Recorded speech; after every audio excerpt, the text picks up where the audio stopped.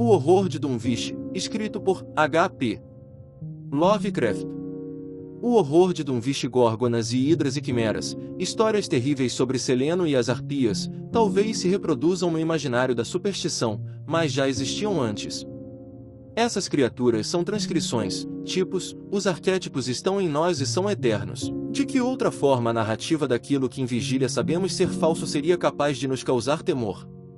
Será que concebemos um terror natural a partir destes objetos devido à capacidade que têm de nos causar danos físicos? De maneira alguma. Esses terrores são mais antigos, encontram-se além do corpo, ou, na ausência do corpo, seriam os mesmos. Que o tipo de medo tratado aqui seja puramente espiritual, que ganhe força na medida em que se apresenta desprovido de um objeto na Terra, que predomine no período da nossa infância livre de pecado, eis as dificuldades cuja solução pode nos facultar um possível entendimento da nossa condição antimundana e enfim um vislumbre nas sombras da preexistência. Charles Lamb. Bruxas e outros temores noturnos. Se ao passar a norte da região central de Massachusetts um viajante toma o acesso errado na bifurcação da estrada de Ellisburg, logo depois de Deans Corners, ele encontra um lugar solitário e curioso. A vegetação do solo fica mais alta, e os muros de pedra ladeados por espinheiros amontoam-se cada vez mais perto dos sulcos na estrada poeirenta e sinuosa.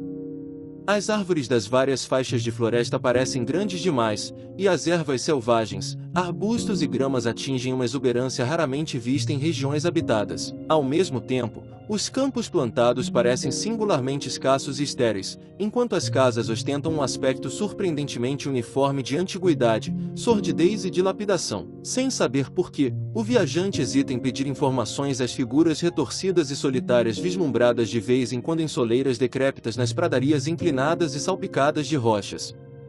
Essas figuras são a tal ponto silenciosas e furtivas que o viajante sente-se diante de coisas proibidas, com as quais seria melhor não ter nenhum contato. Quando uma elevação na estrada descortina as montanhas acima dos profundos bosques, a inquietação do forasteiro aumenta. Os cumes são demasiado curvos e simétricos para transmitir uma sensação de conforto e naturalidade, e às vezes o céu delineia com particular vividez os círculos dos altos pilares de pedra que coroam a maioria deles. Vales e desfiladeiros de profundezas enigmáticas cruzam-se naquela direção, e as rústicas pontes de madeira parecem oferecer uma segurança duvidosa. Quando a estrada torna a descer surgem trechos pantanosos que causam uma aversão instintiva, e por vezes temores ao cair da noite. Quando bacuraus invisíveis tagarelam e os vagalumes saem em uma profusão anormal para dançar ao ritmo estridente e obstinado dos sapos boi-coachantes. A linha estreita e cintilante dos pontos mais altos do Miskatonic sugere os movimentos de uma serpente à medida que se aproxima dos sopés das colinas abobadadas em meio às quais se ergue.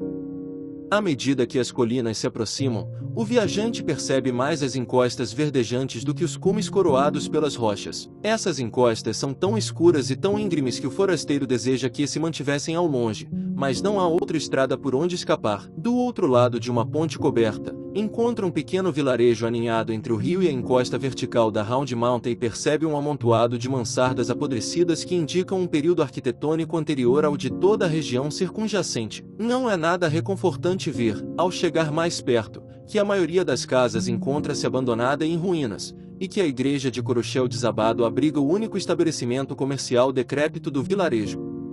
O túnel da ponte inspira o terror da incerteza, mas não há como evitá-lo. Ao chegar do outro lado, é difícil conter a impressão de um discreto odor maligno na rua do vilarejo, que parece resultar do mofo e da decadência de séculos. É sempre um alívio sair desse lugar e seguir estrada fora, contornando os sopés das colinas e atravessando o terreno plano mais além até retornar à estrada de Aylesbury. Depois, às vezes o viajante descobre que passou por Dunwich.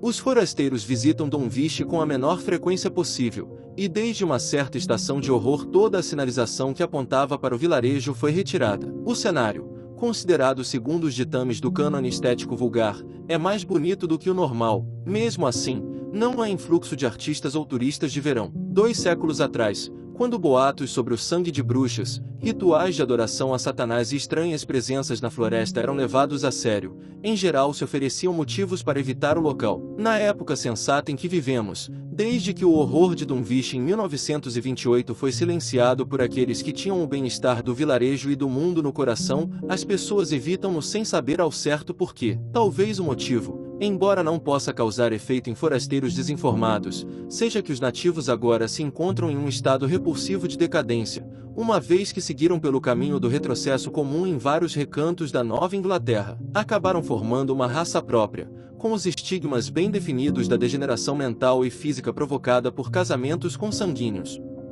A inteligência média da população é pavorosamente baixa, e os anais da história cheiram a vícios em excesso e ao abafamento de assassinatos, incestos e atos de violência e perversidade quase inefáveis. A antiga aristocracia, representada pelas 2 ou 3 famílias blasonadas que chegaram de Salem em 1692, manteve-se um pouco acima do nível geral de decadência, embora muitas linhagens tenham afundado a tal ponto no meio do populacho sórdido que certos nomes permanecem apenas como uma chave para revelar a origem que desgraçam. Alguns dos Vatelei e dos Bishop ainda mandam os filhos mais velhos para Harvard e para a Universidade do Miskatonic, embora esses filhos poucas vezes retornem às mansardas emboloradas sob as quais nasceram como tantos outros ancestrais. Ninguém, nem mesmo as pessoas que conhecem os fatos pertinentes ao recente horror, sabem dizer ao certo qual é o problema com Dunwich. Embora antigas lendas versem sobre rituais profanos e conclaves de índios acompanhados pela invocação de sombras proscritas nas grandes colinas abobadadas e por desvairadas preces orgiásticas respondidas por estalos e rumores vindos da terra. Em 1747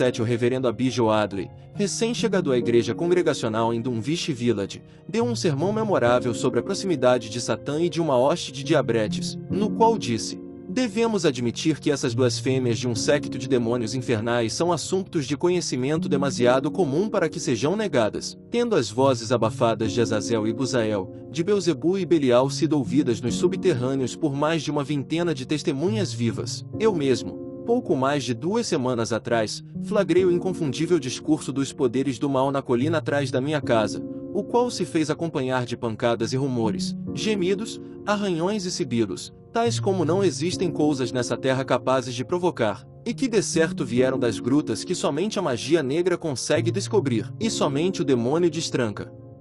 O Sr. O'Adley desapareceu logo depois de dar esse sermão, mas o texto, impresso em Springfield, chegou até nós.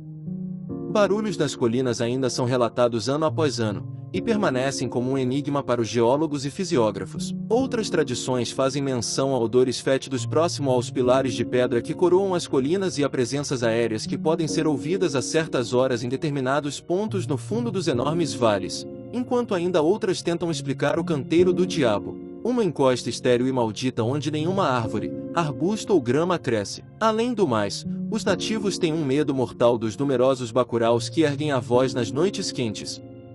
Alguns juram que os pássaros são psicopompos à espera da alma dos moribundos, e que emitem os gritos horripilantes em uníssono com os estertores dos que agonizam. Se capturam a alma ao sair do corpo, no mesmo instante alçam voo, pipilando risadas demoníacas, mas, se fracassam, aos poucos sucumbem a um silêncio decepcionado. Essas histórias, é claro, parecem obsoletas e ridículas porque remontam a épocas demasiado antigas. A bem dizer, Dunwich é um lugar ridiculamente antigo, muito mais antigo do que qualquer outra comunidade em um raio de 50 quilômetros. Ao sul do vilarejo ainda se podem ver as paredes do porão e a chaminé da antiga casa dos Bishop, construída antes de 1700, enquanto as ruínas do moinho na queda de água, construído em 1806, o espécime arquitetônico mais moderno que se pode encontrar. A indústria não prosperou por aqui, e o impulso industrial do século XIX mostrou-se passageiro. Mais velhos do que todo o restante são os enormes círculos de pedra rústica no alto das colinas, mas estes em geral são atribuídos aos índios, e não aos colonos. Depósitos de crânios e ossadas descobertos nesses círculos e ao redor da grande rocha retangular na Sentinel Hill reforçam a crença popular de que esses lugares foram outrora cemitérios dos Pocumtuck, ainda que muitos etnólogos, rejeitando a improbabilidade absurda dessa teoria, continuem associando os restos mortais a pessoas de origem caucasiana. Foi no vilarejo de Dunwich, em uma grande casa rural parcialmente desabitada e construída junto de uma encosta a 6 km do vilarejo e a 2,5 km de qualquer outra residência, que Wilbur Vateley nasceu às 5 horas da manhã de domingo, 2 de fevereiro de 1913. A data era lembrada porque era Candelária, uma celebração que as pessoas de Dunwich curiosamente chamam por outro nome, E porque os rumores haviam soado nas colinas e os cachorros tinham latido sem parar no campo durante toda a noite anterior. Menos digno de nota era o fato de que a mãe era uma das Vatelei decadentes, uma mulher de 35 anos, albina, com leves deformações e desprovida de qualquer encanto, que vivia com o pai idoso e meio ensandecido, a respeito de quem as mais terríveis histórias de bruxaria haviam sido sussurradas na época da juventude. Lavínia Vatelei não tinha nenhum esposo conhecido, mas, como era costume na região, não fez nenhuma tentativa de abandonar a criança. Quanto à linhagem paterna, as pessoas do campo podiam especular, e de fato especularam, à vontade. Muito pelo contrário, parecia nutrir um estranho orgulho em relação ao menino de tez escura e com feições de bode, que contrastava com o albinismo enfermiço e os olhos rosados da mãe, e balbuciava estranhas profecias sobre os raros poderes e o espantoso futuro do menino. Lavínia tinha uma certa predisposição a balbuciar essas coisas, pois era uma criatura solitária dada a andar em meio a tempestades elétricas nas colinas e a ler os grandes livros mal cheirosos que o pai herdara após 2 séculos da família Vatelei, e que se deterioravam muito depressa por conta da idade e das traças. Nunca tinha frequentado a escola, mas conhecia inúmeros fragmentos desconexos de sabedoria antiga que o velho Vatelei lhe havia ensinado. A propriedade remota sempre fora temida por causa do suposto envolvimento do velho Vatelei com magia negra, e a morte inexplicável e violenta da senhora Vatelei quando Lavínia tinha 12 anos não contribuiu em nada para a popularidade do lugar. Isolada em meio a estranhas influências, Lavínia entregava-se a devaneios elaborados e grandiosos e a ocupações um tanto singulares. O lazer não era muito prejudicado pelos afazeres domésticos em uma casa onde todos os critérios de ordem e de limpeza haviam desaparecido há muito tempo. Houve um grito horrendo que ecoou mais alto que os rumores das colinas e os latidos dos cachorros na noite em que Wilbur veio ao mundo, mas nenhum médico e nenhuma parteira assistiu ao nascimento. Os vizinhos receberam a primeira notícia sobre o garoto uma semana mais tarde, quando o velho Vatelei conduziu o trenó pela neve até Dunwich Village e fez um discurso incoerente para o grupo de desocupados no armazém de secos e molhados de Osborne. Parecia haver uma mudança nos modos do velho, um elemento extra de furtividade no intelecto confuso, que sutilmente o havia transformado de objeto a sujeito do medo, embora não fosse o tipo de pessoa que se preocupa com ocorrências familiares comuns. Apesar de tudo, demonstrou uma ponta de orgulho, mais tarde percebida na filha, e o que disse sobre a paternidade do menino ainda era lembrado pelos ouvintes muitos anos mais tarde. Pouco me importa o que as pessoas dizem. Se o menino da Lavínia fosse parecido com o pai, ele seria bem diferente do que vocês imaginam. Não ache que as únicas pessoas que existem são as pessoas daqui. A Lavínia leu e viu coisas que a maioria de vocês só conhece de ouvir falar. Na minha opinião, o esposo dela é um marido tão bom como qualquer outro que se possa arranjar aqui pelas bandas de Aylesbury, e se vocês conhecessem as colinas tão bem quanto eu, saberiam que nenhum casamento na igreja sairia melhor que o dela. Escute bem o que eu vou dizer. Um dia vocês ainda vão ouvir o filho da Lavínia gritar o nome do pai no alto da Sentinel Hill. As únicas pessoas que viram Wilbur durante o primeiro mês de vida foram o velho Zecharia Vatelei, um dos Vatelei ainda íntegros, e Mamie Bishop, a esposa de Ara Sawyer. A visita de Mamie deveu-se à curiosidade, e as histórias que contou mais tarde fizeram justiça ao que viu, mas Zecharia apareceu para entregar uma parelha de vacas ao Derne que o velho Vatelei havia comprado de Curtis, seu filho. Esse acontecimento marcou o início da aquisição de cabeças de gado pela pequena família de Wilbur, que acabou em 1928, quando o horror de Dunwich apareceu e desapareceu. Mas em nenhum momento o deplorável estábulo dos Vatelei pareceu abrigar um rebanho numeroso. Houve uma época em que a curiosidade levou certas pessoas a se esgueirar até a propriedade e contar o rebanho que pastava na encosta íngreme junto da velha casa, mas nunca se viam mais do que 10 ou 12 animais anêmicos e de aspecto exangue. Sem dúvida alguma logro, talvez causado pelo pasto insalubre ou por fungos e tábuas apodrecidas no estábulo imundo, era o causador da grande mortandade entre os animais dos Vatelei. Estranhas feridas e machucados que sugeriam o aspecto de incisões pareciam afligir o gado, e em uma ou duas ocasiões durante os primeiros meses, certos visitantes imaginaram ter visto feridas similares na garganta do velho grisalho e barbado e da albina vulgar de cabelo ondulado. Na primavera, após o nascimento de Wilbur, Lavínia retomou os passeios habituais pelas colinas, carregando nos braços desproporcionados o menino de tez escura. O interesse público pelos Vatelei diminuiu depois que a maioria dos habitantes viu o bebê, e ninguém se preocupou em comentar o desenvolvimento assombroso que o recém-nascido parecia exibir dia após dia. O crescimento de Wilbur era de fato espantoso, 3 meses depois de nascer, o menino tinha um tamanho e uma força muscular poucas vezes observáveis em crianças com menos de 1 ano de idade. Os movimentos e até mesmo os sons vocais evidenciavam um controle e uma deliberação muito singulares em uma criança tão pequena, e ninguém se surpreendeu quando, aos 7 meses, ele começou a caminhar sozinho, com pequenos tropeções que o passar de mais um mês eliminou por completo. Foi um pouco mais tarde, no Dia das Bruxas, que um grande clarão foi visto à meia-noite no alto da Sentinel Hill, onde a velha pedra retangular ergue-se em meio a um túmulo de ossos antigos. Houve um rebuliço considerável quando Silas Bishop, dos Bishop íntegros, mencionou ter visto o garoto subir a colina correndo à frente da mãe cerca de 1 hora antes que o clarão fosse percebido. Silas estava laçando uma novilha fugida, mas quase esqueceu da missão quando teve um vislumbre fugaz daquelas duas figuras à tênue luz da lanterna. Corriam quase sem fazer barulho em meio aos arbustos, e o observador atônito teve a impressão de que estavam completamente nus. Mais tarde demonstrou incerteza em relação ao garoto, que talvez estivesse usando uma espécie de cinto com franjas e um par de calças ou calções. Wilbur nunca mais foi visto enquanto vivo e consciente sem estar usando trajes abotoados completos, cujo desalinho ou princípio de desalinho sempre parecia enchê-lo de raiva e de apreensão. O contraste com a penúria da mãe e do avô foi notado com certa estranheza até que o horror de 1928 sugerisse razões bastante convincentes para esse comportamento. Segundo os boatos de janeiro seguinte, o fedelho moreno de Lavigne havia começado a falar com a idade de apenas 11 meses. A fala do garoto chamava atenção não apenas por apresentar diferenças consideráveis em relação ao sotaque típico do vilarejo, mas também porque apresentava um grau de articulação que seria motivo de orgulho para muitas crianças de 3 ou 4 anos. O garoto não era muito prolixo, mas ao falar dava a impressão de refletir um elemento totalmente estranho a Dunwich e aos habitantes da região.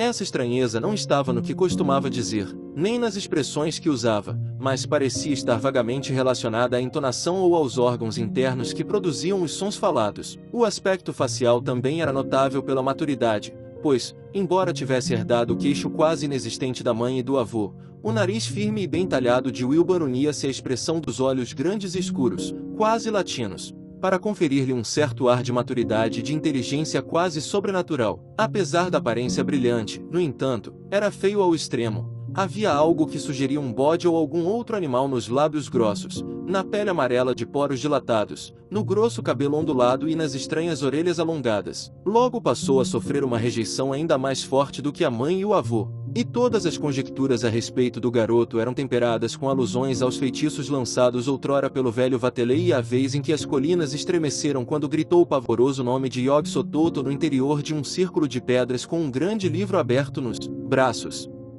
Os cães detestavam o garoto, que assim se via obrigado a tomar várias medidas defensivas contra essas ruidosas ameaças.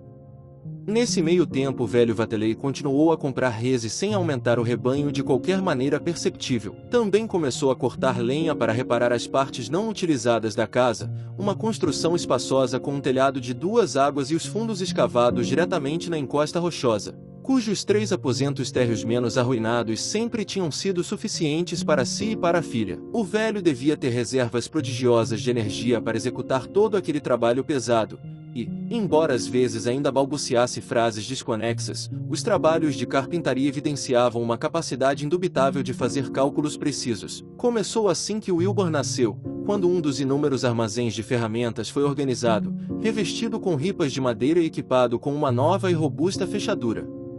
Durante a reforma do andar superior da casa, o talento do velho Wilbur como artesão não esmoreceu. Os indícios de demência manifestaram-se apenas quando pregou tábuas em todas as janelas da área reocupada, embora muitos achassem que já era loucura o bastante promover a reocupação. Menos explicável ainda foi a construção de um novo cômodo no térreo para o neto, um cômodo visto por muitos visitantes, embora ninguém jamais fosse recebido no andar superior pregado com tábuas. A alcova teve as paredes cobertas por estantes altas e robustas, ao longo das quais o velho aos poucos começou a dispor, de maneira organizada, todos os antigos livros e fragmentos de livros apodrecidos que na época da própria juventude haviam ficado dispostos em pilhas negligenciadas nos cantos de aposentos variados. Eu usei alguns, disse enquanto tentava consertar uma página arrancada escrita em letras góticas com uma cola preparada no fogão da cozinha, mas o menino com certeza há de fazer uso bem melhor. Ele deve de se familiarizar com esses livros o mais depressa possível, porque essa vai ser a única educação que vai receber. Quando Wilbur tinha 1 ano e 7 meses, em setembro de 1914, o tamanho e a evolução do garoto eram quase alarmantes.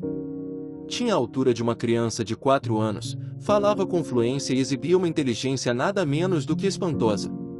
Corria solto pelos campos e colinas e acompanhava todas as andanças da mãe. Em casa, examinava atentamente as estranhas figuras e mapas nos livros do avô, enquanto o velho Vatelei o instruía e catequizava durante longas tardes silenciosas.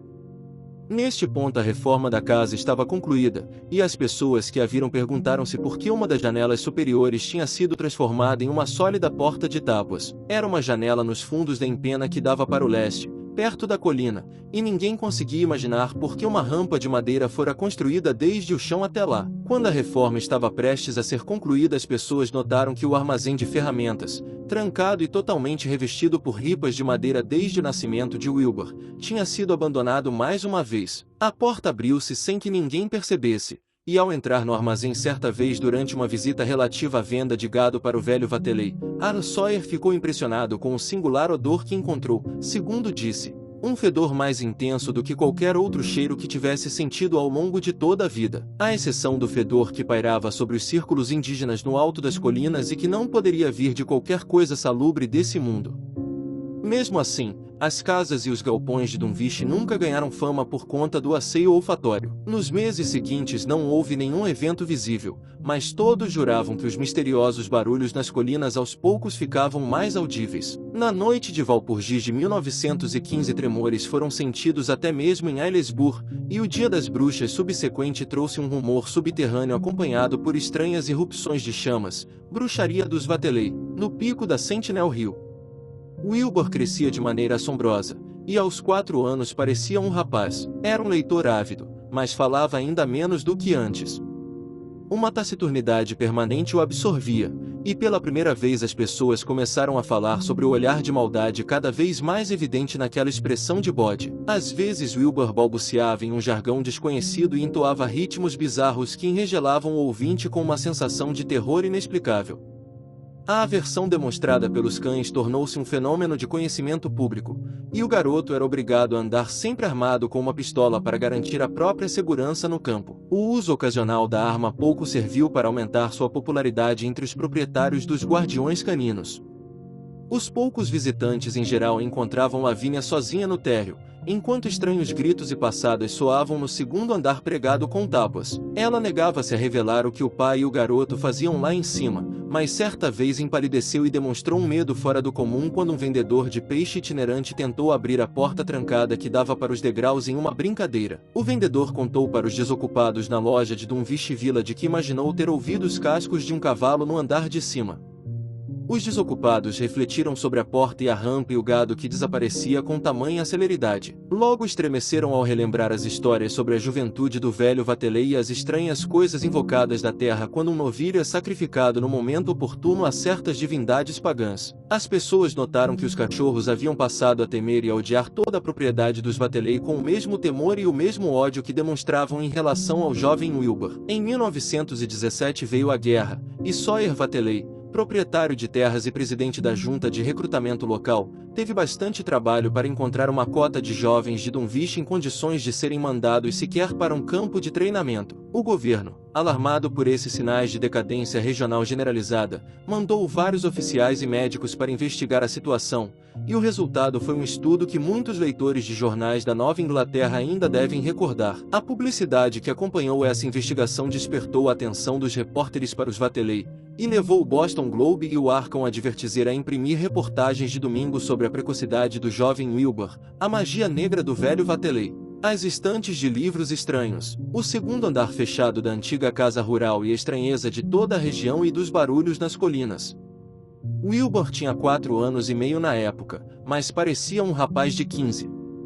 Tinha os lábios e o rosto cobertos por uma penugem grossa e escura e havia começado a mudar de voz. Aaron Sawyer foi à residência dos Vatelei com 2 grupos de repórteres e operadores de câmera, e chamou a atenção de todos para o estranho fedor que parecia emanar dos cômodos fechados no andar de cima. Segundo disse, era exatamente o mesmo cheiro que tinha sentido no armazém de ferramentas abandonado após a reforma da casa, e também como os discretos odores que por vezes imaginava captar próximo aos círculos de pedras nas montanhas. Os habitantes de Dunwich leram essas histórias quando elas saíram nos jornais e sorriram ao constatar os equívocos patentes.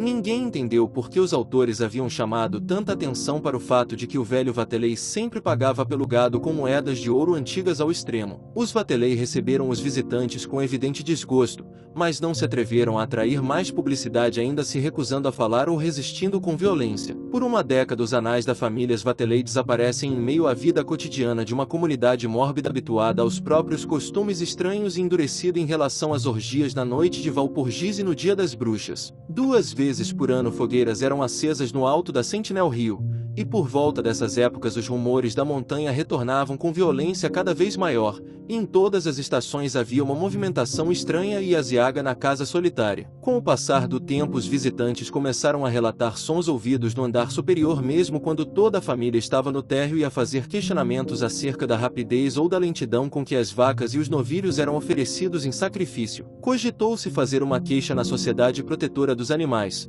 mas a ideia não foi adiante, uma vez que os habitantes de Dunwich em geral não têm interesse em chamar a atenção do mundo para si. Por volta de 1923, quando Wilbur era um garoto de 10 anos com uma voz, uma estatura e uma barba que davam a mais perfeita impressão de maturidade, houve um segundo cerco de carpintaria na antiga casa. Tudo aconteceu no andar superior, que seguia trancado, e a partir dos fragmentos de lenha descartados as pessoas concluíram que o jovem e o avô tinham derrubado todas as partições internas e arrancado até mesmo o piso do sótão, deixando um único vão livre entre o térreo e as 2 águas do telhado. Também haviam derrubado a grande chaminé central e equipado o velho fogão enferrujado com uma frágil chaminé externa de latão.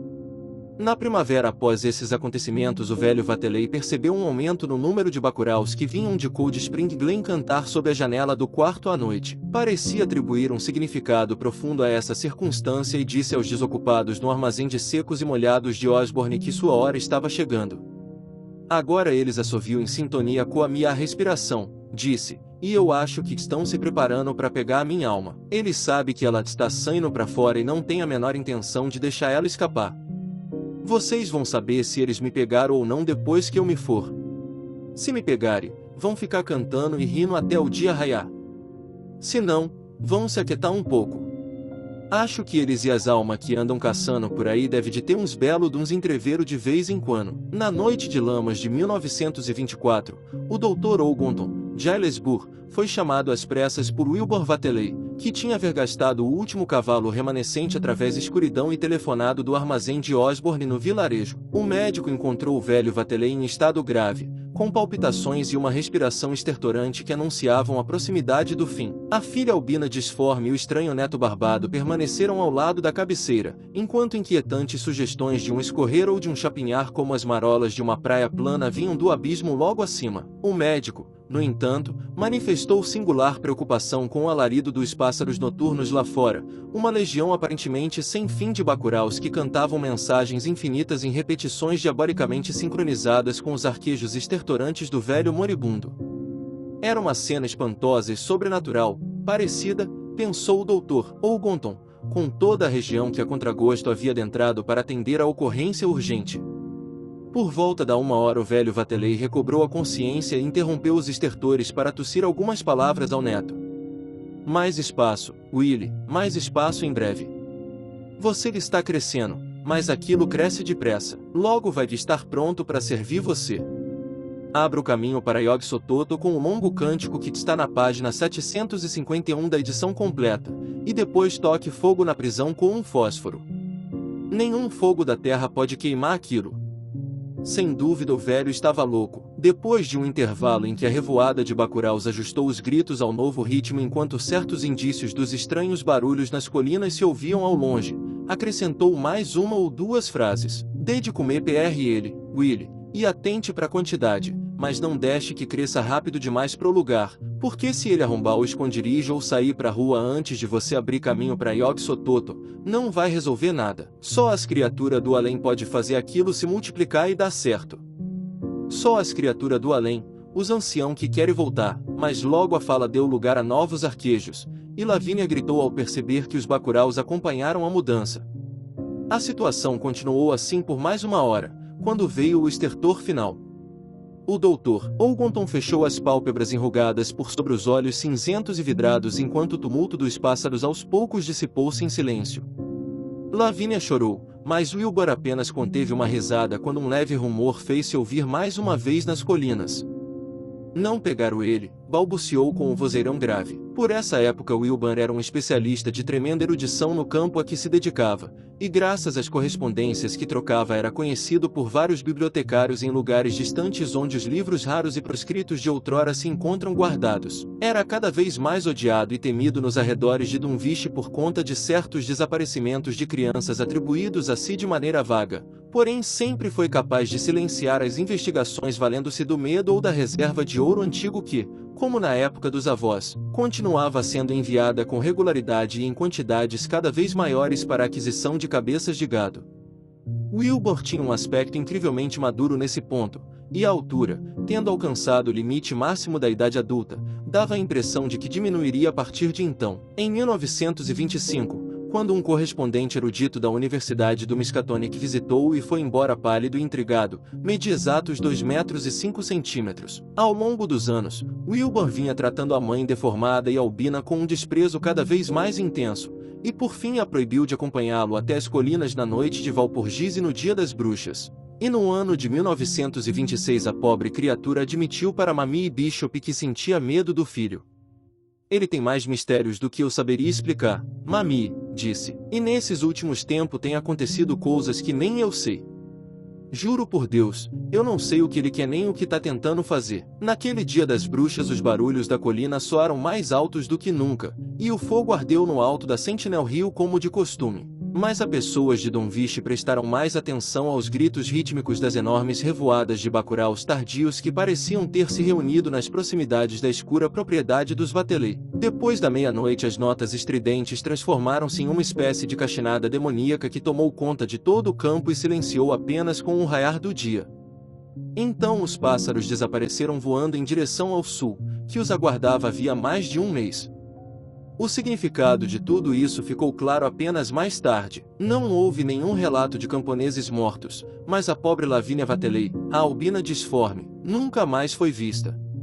No verão de 1927 Wilbur consertou 2 galpões no pátio e começou a enchê-los de livros e objetos pessoais. Logo em seguida, Arthur Sawyer contou aos desocupados no armazém de secos e molhados de Osborne que os trabalhos de carpintaria haviam recomeçado na propriedade dos Vatelay. Wilbur estava fechando todas as portas e janelas do térreo, e parecia estar removendo partições como já havia feito em companhia do avô 4 anos antes. Estava morando em um dos galpões, e Sawyer achou que parecia trêmulo e preocupado. As pessoas em geral desconfiavam de que soubesse alguma coisa sobre o desaparecimento da mãe, e poucos atreviam-se a chegar perto da propriedade. Wilbur havia crescido até a altura de 2 metros e 15 centímetros, e esse desenvolvimento não dava sinais de que pudesse cessar.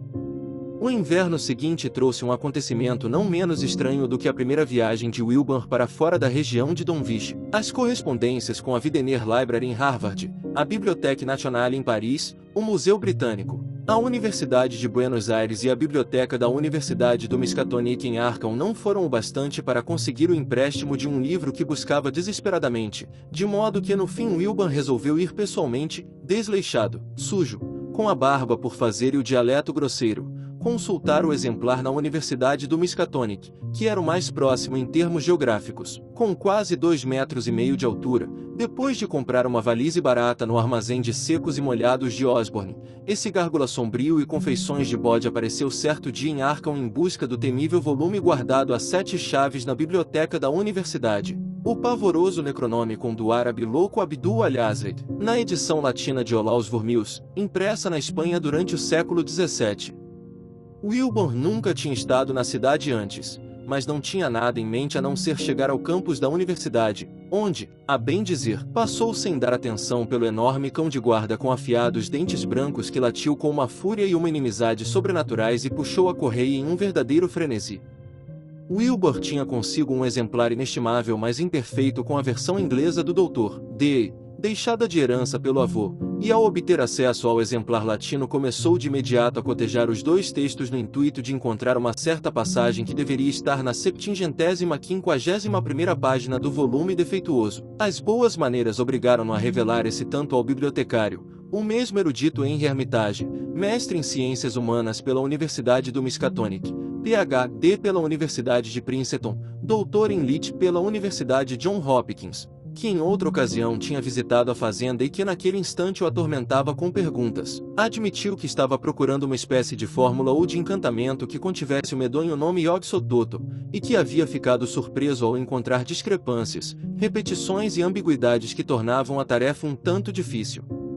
Enquanto copiava a fórmula que finalmente havia escolhido, o Dr. Armitage olhou involuntariamente por cima do ombro em direção às páginas abertas, e a da esquerda continha, em versão latina, ameaças monstruosas à paz e à sanidade do mundo. Não se deve pensar, dizia o texto enquanto Armitage traduzia-o mentalmente, que o homem seja o mais antigo ou o último dos mestres da terra, nem que as formas vulgares da vida e da substância andem desacompanhadas.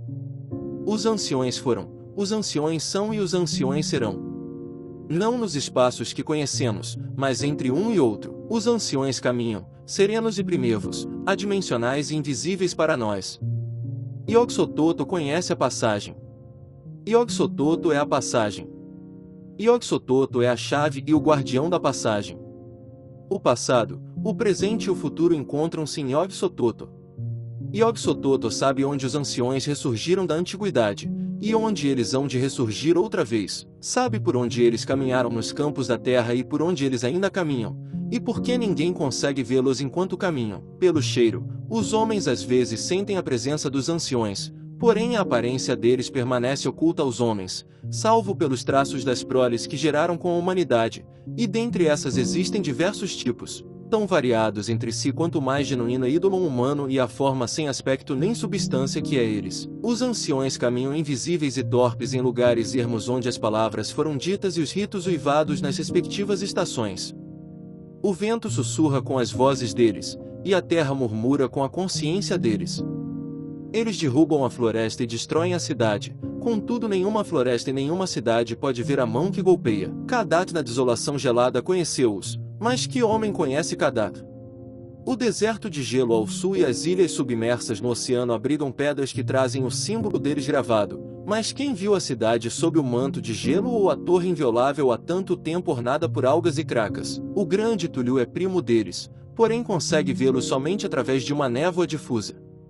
Ia Shub-Niggurath. A vez de conhecê-los como torpitude. A mão deles está em vossa garganta, e no entanto não os vedes, e a morada deles é o vosso bem guardado limiar. Yog-Sothoth é a chave da passagem através do qual as esferas se encontram. O homem reina hoje como eles reinaram outrora, mas logo eles hão de reinar tal como o homem reina hoje. Depois do verão vem o inverno, e depois do inverno, o verão. Os anciões esperam, pacientes e poderosos, pois é aqui que eles hão de reinar outra vez.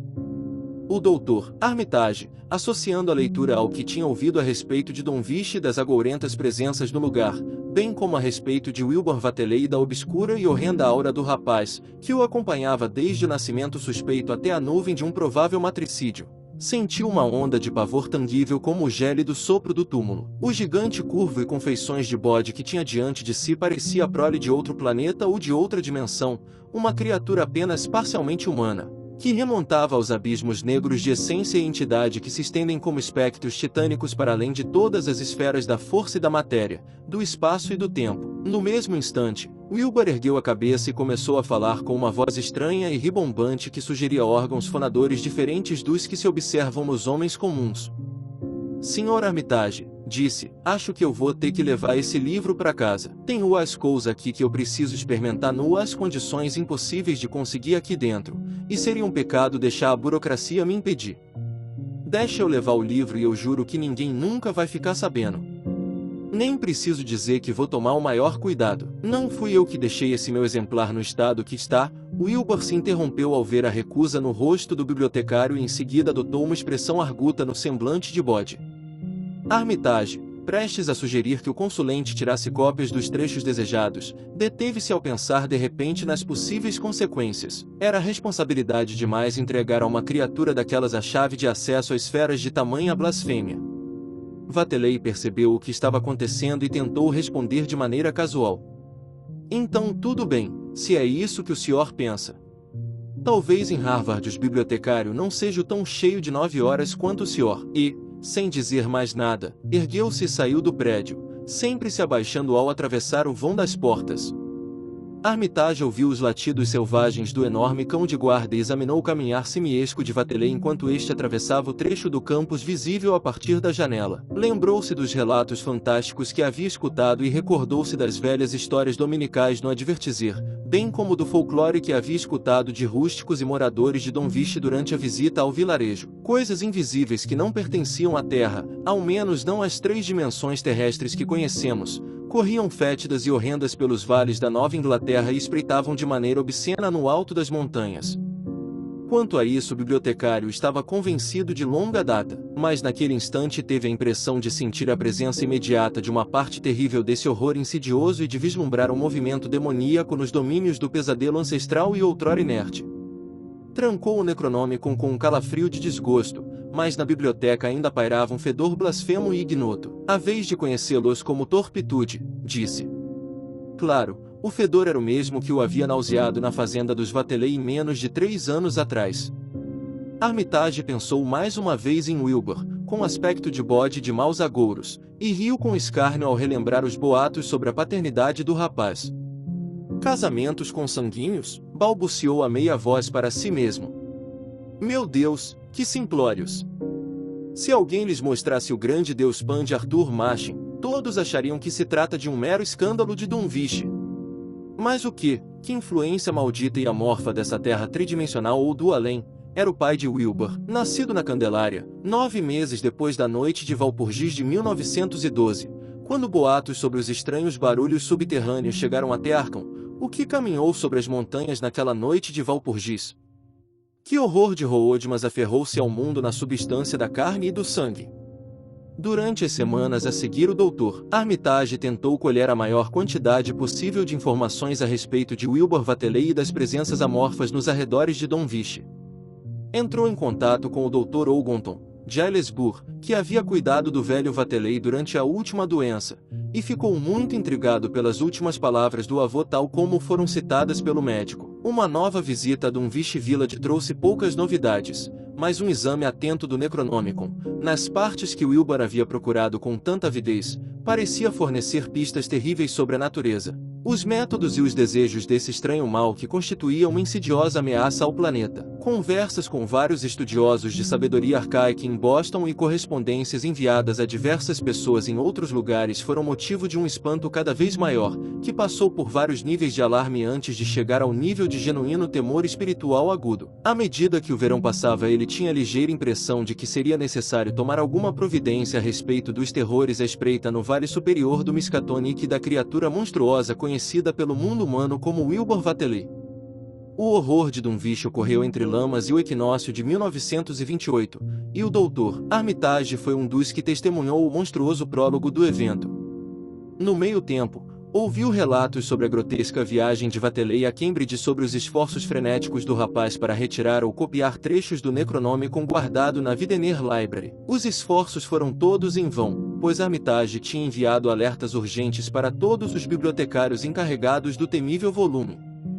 Wilbur havia demonstrado um nervosismo espantoso em Cambridge, ansioso pelo livro, mas quase tão ansioso por estar de volta em casa, como se temesse os resultados de um afastamento prolongado. No início de agosto veio o desfecho não muito surpreendente, e às 3 horas da madrugada do dia 3 o Dr. Armitage foi acordado de repente pelos gritos desvairados e ferozes do selvagem cão de guarda do campus universitário. Profundos e terríveis, os rosnados e latidos ensandecidos não deram trégua e continuaram cada vez mais altos, porém com horrendas pausas repletas de significado. Logo soou o grito de uma outra garganta, um grito que acordou metade das pessoas pessoas adormecidas em Arkham e assombrou os sonhos da população para sempre, um grito que não poderia ter vindo de nenhum ser terrestre ou completamente terrestre. Depois de vestir-se às pressas e atravessar correndo a rua e o gramado próximo aos prédios universitários, Armitage percebeu que havia outras pessoas mais à frente, e ouviu os ecos do alarme contra roubo que ainda soava na biblioteca.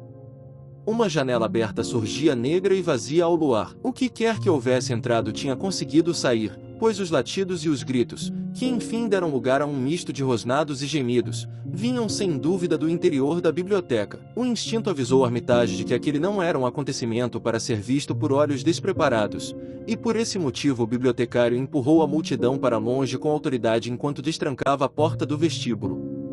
Entre os presentes encontravam-se o professor Warren Rice e o Dr. Francis Morgan, homens a quem havia confiado algumas conjecturas e temores, e os dois foram convidados com um gesto a acompanhá-lo rumo ao interior da biblioteca. A não ser pelo choro vigilante e monótono do cachorro, nesse ponto os sons que vinham lá de dentro haviam cessado, mas Armitage logo percebeu, com um sobressalto repentino, que um alto coro de bacuraus havia começado uma cantoria rítmica e demoníaca nos arbustos, como se estivessem em uníssono com os últimos suspiros de um moribundo. O prédio estava tomado por um pavoroso fedor que o Dr. Armitage conhecia muito bem, e os três homens atravessaram o corredor às pressas em direção à sala de leitura de genealogia, de onde vinha o choro.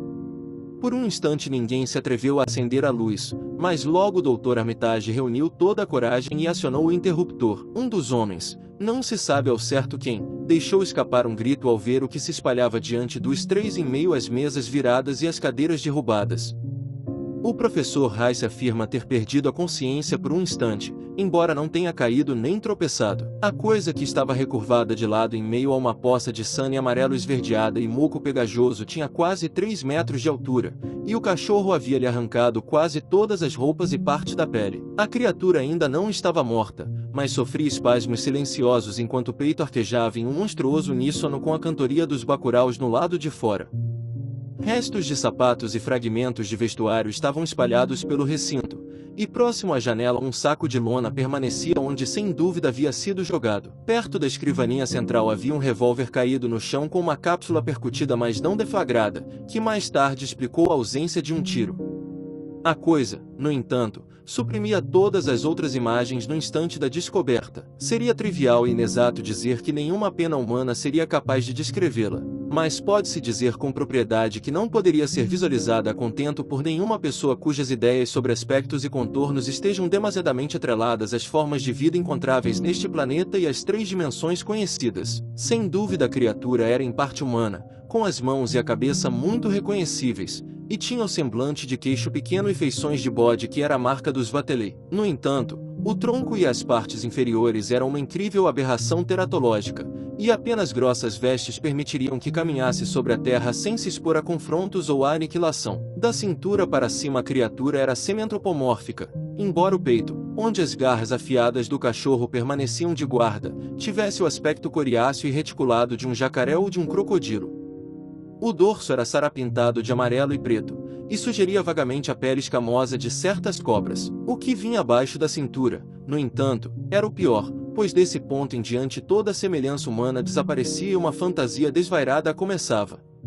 A pele era coberta por uma grossa pelagem negra, e do abdômen pendiam uma vintena de compridos tentáculos cinza esverdeado com bocas vermelhas na ponta. A disposição desses órgãos era muito peculiar e parecia sugerir as simetrias de uma geometria cósmica desconhecida à Terra ou mesmo ao Sistema Solar. Em ambos os lados do quadril, no fundo de uma espécie de órbita rosada e ciliada, estava o que se imaginou ser um olho rudimentar, e no lugar de uma cauda havia uma espécie de tromba ou tentáculo com marcações aneliformes roxas e vários indícios de que fosse uma boca ou uma garganta vestigial. As pernas, à exceção da pelagem negra, lembravam de maneira grosseira os membros posteriores dos sáurios gigantes que viveram na pré-história da Terra, e terminavam em patas de veias salientes que não eram nem cascos nem garras. Quando a coisa respirava, a cauda e os tentáculos mudavam de cor, como se este fosse um fenômeno normal no sistema circulatório do ancestral inumano. Nos tentáculos observava-se um escurecimento do matiz verde, enquanto na cauda a alteração manifestava-se como um surgimento amarelo que se alternava com um tom branco esverdeado doentio nos espaços entre os anéis roxos. Quanto a sangue genuíno, Não havia nenhum, apenas a Sunny fétida amarelo esverdeada que pintava o chão para além do raio do muco pegajoso e deixava estranhas manchas atrás de si. A presença dos 3 homens pareceu dar novo ânimo à criatura moribunda, que começou a emitir balbucios sem se virar nem erguer a cabeça. O Dr. Armitage não fez nenhum registro escrito desses sussurros, mas afirma com convicção que nenhuma palavra em inglês foi proferida. A princípio, as sílabas desafiavam o estabelecimento de qualquer relação com outras línguas terrestres, porém mais para o fim surgiram fragmentos desconexos sem dúvida alguma retirados do Necronomicon, a monstruosidade blasfema em cuja procura aquela coisa havia perecido. Esses fragmentos, tal como Armitage os recorda, soavam mais ou menos como N-Gai, N-Gaga, Bug Shoggog, Y-Ha, Yog Sototo, Yog Sototo. Depois perderam-se no vazio enquanto os bacuraus gritavam em crescendos rítmicos de antecipação blasfema. Então fez-se uma pausa nos arquejos e o cachorro ergueu a cabeça em um longo e lúgubre uivo. Uma mudança se operou no semblante amarelo e com feições de boda daquela coisa prostrada, e os grandes olhos negros afundaram de maneira horrível. Do outro lado da janela os gritos estridentes dos bacuraus haviam cessado, e acima dos murmúrios da multidão que começava a se juntar ouviram-se os rumores e as batidas de asas em pânico. Com a lua ao fundo, enormes nuvens de observadores emplumados alçaram um voo frenético no encalço da presa. De repente o cachorro teve um sobressalto, deu um latido súbito e saltou nervoso pela janela por onde tinha entrado. Um grito veio da multidão, e o Dr. Armitage disse aos homens do lado de fora que ninguém seria admitido até que a polícia ou o legista chegasse. Armitage sentiu-se aliviado ao perceber que as janelas eram altas demais para que fosse possível espiar e, com todo cuidado, fechou as cortinas escuras de cada uma. A essa altura 2 policiais haviam chegado, e o Sr. Morgan, depois de recebê-los no vestíbulo, insistiu para que postergassem a entrada na fétida sala de leitura até que o legista viesse e aquela coisa prostrada fosse coberta. Nesse meio tempo, mudanças apavorantes estavam ocorrendo no assoalho. Não seria necessário descrever o tipo e a rapidez do encolhimento e da decomposição que se operaram diante dos olhos do Dr. Armitage e do professor Rice, mas pode-se dizer que, a não ser pela aparência externa do rosto e das mãos, o elemento genuinamente humano em Wilbur Wateley devia ser muito pequeno. Quando o legista chegou, restava apenas uma massa esbranquiçada nas tábuas pintadas, e o fedor monstruoso havia quase desaparecido. Ao que tudo indicava, Wateley não tinha crânio nem esqueleto, pelo menos não no sentido verdadeiro ou estável dessas palavras. De alguma forma, assemelhava-se ao pai desconhecido. Mesmo assim, esse foi apenas o prólogo do verdadeiro horror de Dunwich. As formalidades foram cumpridas por oficiais perplexos, detalhes anormais foram devidamente mantidos longe da imprensa e do público e homens foram mandados a Dunwich e a Aylesbury em busca de propriedades e dos eventuais herdeiros do falecido Wilbur Wateley. A gente do campo estava muito agitada, não apenas por causa dos rumores cada vez mais intensos sobre as colinas abobadadas, mas também por causa do fedor excepcional e do escorrer ou do chapinhar cada vez mais intenso na grande concha vazia formada pela casa pregada com tábuas de Wateley. Aro Sawyer, que ficou encarregado do cavalo e do gado durante a ausência de Wilbur, estava com os nervos em pandarecos. Os oficiais inventaram desculpas para não entrar naquele lugar abjeto e alegraram-se ao ver que poderiam terminar as buscas nos aposentos do finado, os galpões reformados, em uma única visita. Enviaram um extenso relatório ao tribunal de Aylesbury, e correm boatos de que o litígio relativo à herança ainda está em curso entre os incontáveis Wateley, íntegros e decadentes, que habitam o vale superior do Miskatonic. Um manuscrito quase interminável em estranhos caracteres em um grande caderno de contabilidade considerado uma espécie de diário em virtude dos espaçamentos e das variações na tinta e na caligrafia revelou-se um quebra-cabeça para aqueles que o encontraram na velha comoda que fazia às vezes de escrivaninha. Após uma semana de debates ele foi mandado para a Universidade do Miskatonic, junto com a estranha biblioteca do finado, para estudo e possível tradução, porém logo os melhores linguistas perceberam que não seria fácil decifrá-lo. Nenhum vestígio do ouro antigo com que Wilbur e o velho Wateley costumavam pagar as contas foi encontrado. Foi na escuridão de 9 de setembro que o horror se abateu sobre o vilarejo. Os barulhos nas colinas foram muito pronunciados durante o entardecer, e os cachorros latiram desesperados por toda a noite. Os madrugadores do dia 10 notaram um fedor estranho no ar. Por volta das 7 horas Luther Brown, o garoto que trabalhava para George Corey, entre Cold Spring Glen e o vilarejo, voltou correndo em um frenesi da ida matinal a Tenacre Meadow com as vacas. Estava quase desesperado de medo quando adentrou a cozinha, e no pátio lá fora o rebanho apavorado escarvava e mugia depois de fazer o caminho de volta no mesmo estado de pânico em que o garoto se encontrava. Entre um e outro arquejo, Luther tentou balbuciar um relato para a Sra. Corey. A estrada no fim do vale, Sra. Corey, alguma coisa ando por lá. O lugar estacou um cheiro de trovão, e tudo quanto é arbusto e arvorezinha foram arrancado como se uma casa tivesse passado por cima. E isso nem é o pior.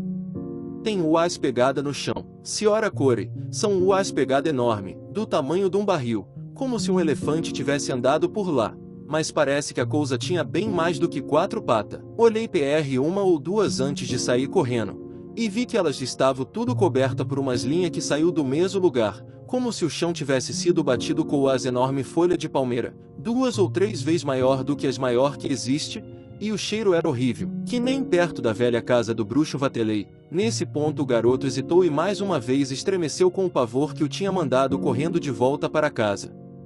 A Sra. Corey, ao ver que não conseguiria obter informações mais detalhadas, começou a telefonar para os vizinhos, e assim teve início a abertura de pânico que prenunciou os maiores terrores. Quando entrou em contato com Sally Sawyer, criada de Seth Bishop, o vizinho mais próximo da propriedade de Vatelei, a Sra. Corey parou de falar para começar a ouvir, pois Chauncey, o filho Cicely, que dormia mal, tinha estado no alto da colina próxima à propriedade de Vatelei e voltado correndo aterrorizado depois de olhar para a casa e o pasto onde as vacas do Sr. Bishop estavam passando a noite. É verdade, Sra. Corey, disse a voz trêmula de Sally através do fio. O Chaney, ele voltou correndo e não conseguia falar de tão apavorado. Disse que a casa de velho Vatelei está toda arrebentada, com as tábuas jogadas ao redor como se alguém tivesse estourado dinamite lá dentro. Só resta o assoalho, que está todo coberto por uma espécie de piche com um cheiro horrível que fica pingando das bordas para o chão onde as tábuas das paredes foram explodidas. E parece que tem umas marcas terríveis no pátio. Também, umas enormes de umas marcas redonda, maior do que um barril, cheia da mesma coisa pegajosa que está dentro da casa explodida. O Chaney disse que elas seguem na direção do pasto, onde um trecho maior do que um galpão está afundado, e os muros de pedra desabaram para tudo quanto é lado por toda parte. E ele disse, Sra. Corey, ele disse que mesmo assustado ele foi ver como estavam as vacas do Sete, e encontrou elas no alto do pasto perto do canteiro do diabo num estado terrível. A metade simplesmente sumiu, e a outra metade estava lá com boa parte do sangue chupado e as feridas igual às que aflige o gado do Vatelei desde que aquele fedelho moreno da Lavigne nasceu. O Sete, agora ele saiu para ver como estão os bichos, mas aposto que não vai chegar muito perto da casa do bruxo Vatelei. O Chaney não toma o cuidado de ver PR onde ia os rastros da grama amassada depois que saiu do pasto, mas ele acha que o caminho apontava em direção à estrada do vilarejo. Escute o que eu estou dizendo, Sra. Corey, tem alguma coisa solta que não devia estar, e eu acho que aquele Wilbur Vatelei, que teve o fim que merecia, está por trás do surgimento dessa coisa. Ele mesmo tampouco era humano. Eu sempre digo isso para todo mundo, e acho que ele e o velho Vatelei deve de ter criado naquela casa pregada com a estábua uma outra coisa menos humana ainda. Sempre existiram essas coisas invisíveis de um vixe, essas coisas vivas que não são humanas e não fazem bem pra gente humana. A terra passa a noite inteira murmurando, e já pela manhã o Chaney, ele escuta os bacurau cantar tão alto em Cold Spring Glen que não consegui nem pregar os olhos. Depois ele imagina ter ouvido um outro som mais fraco em direção à casa do bruxo Vatelei, madeira sendo quebrada ou rachada, como se a grande caixa estivesse sendo aberta em algum lugar ao longe. Ora, com tudo isso ele não conseguiu dormir antes do dia raiar, e assim que levanto hoje de manhã preciso ir até a casa do Vatelei para ver qual era o problema. Ele viu o suficiente, Sra. Corey. Essa coisa não está bem intencionada, e eu acho que os homens deviam de juntar um grupo e tomar a providência. Sei que alguma coisa terrível está solta e sinto que a minha hora está chegando, mas só Deus sabe o que é. O Luther viu PR onde ia essas trilhas enormes? Não? Bom, Sra. Corey, se elas estavam pro lado do vale e ainda não chegaram até a casa da senhora, acho que essa coisa deve de ter ido para dentro do vale. Pelo menos era PR onde os rastros estavam apontando. Eu sempre disse que Cold Spring Glen não é um lugar salubre nem decente. Os Bacurau e os vagalume de lá nunca agiram como se fosse criatura de Deus, e eu sempre ouviu as histórias sobre estranhas coisas que corre e converso no ar por aquela região num lugar entre a queda d'água e Bearsden. Por volta do meio-dia 3/4 dos homens e rapazes de Dom Viche estavam andando pelas estradas e pastagens entre as recém-formadas ruínas da propriedade de Vateley e Cold Spring Glen, examinando horrorizados as enormes pegadas monstruosas, as vacas mutiladas de Bishop, a estranha destruição fétida da casa e a vegetação quebrada e amassada nos campos e na beira da estrada. Qualquer que fosse a natureza da criatura solta no mundo, não havia dúvidas de que tinha adentrado o vale sinistro, pois todas as árvores da colina estavam tortas e quebradas, e uma grande avenida tinha sido aberta em meio aos arbustos que se dependuravam no precipício. Era como se uma casa, arrastada por uma avalanche, tivesse deslizado pela densa vegetação da encosta quase vertical. Lá de baixo não vinha nenhum som, apenas um fedor distante e indefinível. E não causa nenhuma surpresa descobrir que os homens preferiram ficar na borda discutindo em vez de descer e confrontar o horror ciclópico no próprio covil. 3 cães que acompanhavam o grupo haviam latido furiosamente a princípio, mas pareciam relutantes e arredios próximo ao vale. Alguém repassou a notícia por telefone à redação do Aylesbury Transcriptrans, mas o editor, habituado às histórias fantásticas sobre Dunwich, não fez mais do que escrever um parágrafo humorístico a respeito, logo reproduzido pela Associated Press. Naquela noite todos foram para casa, e residências e galpões foram protegidos com robustas barricadas. Seria desnecessário dizer que ninguém permitiu que o gado ficasse no pasto aberto. Por volta das 2 da manhã um fedor terrível e os latidos ferozes dos cachorros acordaram os ocupantes da casa de Elmer Fry, no leste de Cold Spring Glen, e todos puderam ouvir um zunido ou um chapinhar abafado vindo de algum lugar lá fora. A senhora Fry sugeriu telefonar para os vizinhos, e Elmer estava prestes a concordar quando o barulho de lenha rachando interrompeu a deliberação. Tudo indicava que viesse do galpão, e logo foi seguido por gritos terríveis e pelo som de passos em meio ao gado. Os cachorros começaram a babar e encolheram-se aos pés da família paralisada pelo medo. Fry acendeu uma lanterna por força do hábito, mas sabia que encontraria a morte se saísse para o escuro pátio da fazenda. As crianças e as mulheres choramingavam, mas eram impedidas de gritar por um instinto obscuro e vestigial de sobrevivência que mantinha todos em silêncio. Por fim os sons do gado deram lugar a gemidos, e a seguir vieram estalos, estrondos e estrépitos.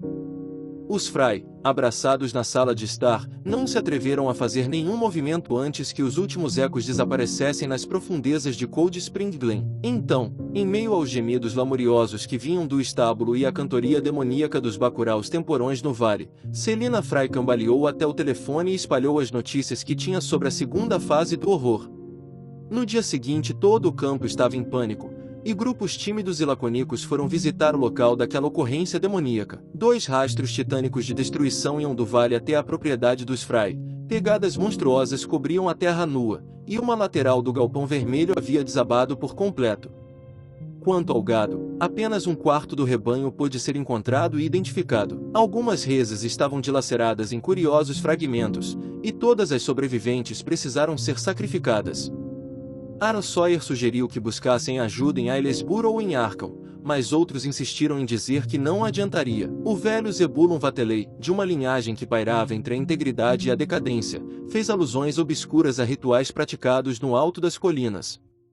Ele vinha de uma família marcada pela tradição, e as lembranças de cânticos entoados em meio aos círculos de pedra não estavam totalmente relacionadas a Wilbur e ao avô. A escuridão se abateu sobre um vilarejo demasiado passivo para organizar uma estratégia de defesa eficaz.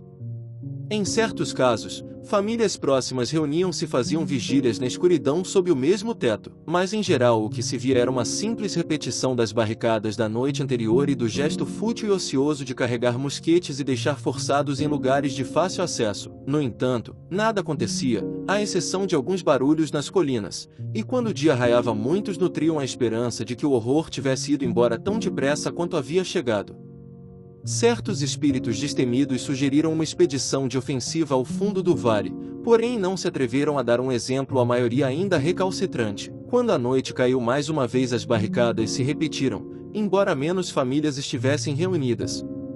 Pela manhã, Tanto a casa dos Fry como a de Seth Bishop relataram agitação entre os cachorros e vagos sons e fedores distantes, enquanto os exploradores matinais descobriram horrorizados um novo grupo de marcas na estrada que dava volta na Sentinel Hill. Como antes, as beiras da estrada apresentavam danos que indicavam a blasfema ponderosidade daquele horror, ao passo que a configuração das marcas parecia sugerir uma passagem em ambas direções, como se a montanha ambulante tivesse vindo de Cold Spring Glen e retornado pelo mesmo caminho. No pé da colina, um trecho de 9 metros de arbustos esmagados subia de repente, e os exploradores prenderam a respiração a ver que nem mesmo os recantos mais perpendiculares desviavam a trilha inexorável. O que quer que fosse aquele horror, era capaz de escalar um vertiginoso penhasco quase vertical, e quando os investigadores subiram até o alto da colina por rotas mais seguras perceberam que a trilha acabava, ou melhor, se invertia, naquele ponto. Era lá que os Vatelei costumavam acender as malditas fogueiras e entoar os cânticos dos rituais demoníacos junto à pedra retangular na noite de Valpurgis e no Dia das Bruxas. Naquele instante, a pedra estava no centro de uma vasta área devastada pelo horror montanhoso,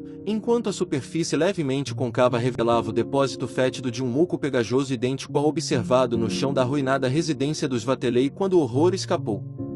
Os homens se encararam e balbuciaram alguma coisa, então olharam para baixo da colina. Tudo indicava que o horror tivesse descido por uma rota muito similar à da subida. Quaisquer especulações seriam fúteis. A razão, a lógica e as ideias normais quanto à motivação estavam confusas. Apenas o velho Zebulon, que não estava com o grupo, poderia ter feito justiça à situação ou apresentado uma explicação plausível. A noite de quinta-feira começou como as outras, mas terminou de maneira mais trágica. Os bacuraus no vale gritaram com tanta persistência que muitos não conseguiram dormir, e por volta das 3 horas da manhã todos os telefones nos arredores tocaram. Os que atenderam a ligação ouviram uma voz desesperada gritar "Meu Deus, socorro!" e algumas pessoas ouviram um estrondo interromper a exclamação. Não se ouviu mais nada. Ninguém se atreveu a tomar qualquer atitude, e ninguém sabia quem havia telefonado. Os que ouviram o apelo ligaram para toda a vizinhança e descobriram que apenas os Fry não atendiam. A verdade veio à tona uma hora mais tarde, quando um grupo de homens armados que se reuniram às pressas avançou até a residência dos Fry, na cabeceira do vale. Foi uma cena horrível, mas não muito surpreendente. Mais pegadas e rastros monstruosos foram encontrados, porém a casa havia desaparecido. Tinha cedido como uma casca de ovo, e entre as ruínas nenhuma criatura viva ou morta foi encontrada. Apenas fedor e um muco pegajoso. Os Fry tinham sido apagados de Dunwich. Neste meio tempo uma fase mais silenciosa porém ainda mais pungente do horror desenrolava-se por trás da porta fechada de um cômodo forrado de livros em Arkham. O curioso relato ou diário manuscrito de Wilbur Vatelei, entregue à Universidade do Miskatonic para tradução, havia causado muita preocupação e perplexidade entre os especialistas em línguas antigas e modernas. O próprio alfabeto em que o texto vinha escrito, a despeito de certa semelhança com o árabe usado na Mesopotâmia, era absolutamente desconhecido a todos os especialistas disponíveis. A derradeira conclusão dos linguistas foi que se tratava de um alfabeto artificial, com os mesmos efeitos práticos de uma cifra, embora nenhum dos métodos em geral empregados no deciframento criptográfico conseguissem fornecer qualquer pista, nem mesmo quando aplicados aos diversos idiomas que o autor pudesse ter usado. Os livros antigos encontrados nas habitações de Vatelei, embora despertassem profundo interesse e por vezes prometessem abrir novas e terríveis linhas de pesquisa para os filósofos e demais homens de ciência, não ofereceram nenhum auxílio. Um dos exemplares, um tomo pesado com uma fivela de ferro, era escrito em outro alfabeto desconhecido de moldes totalmente diferentes, que acima de tudo lembrava o alfabeto sânscrito.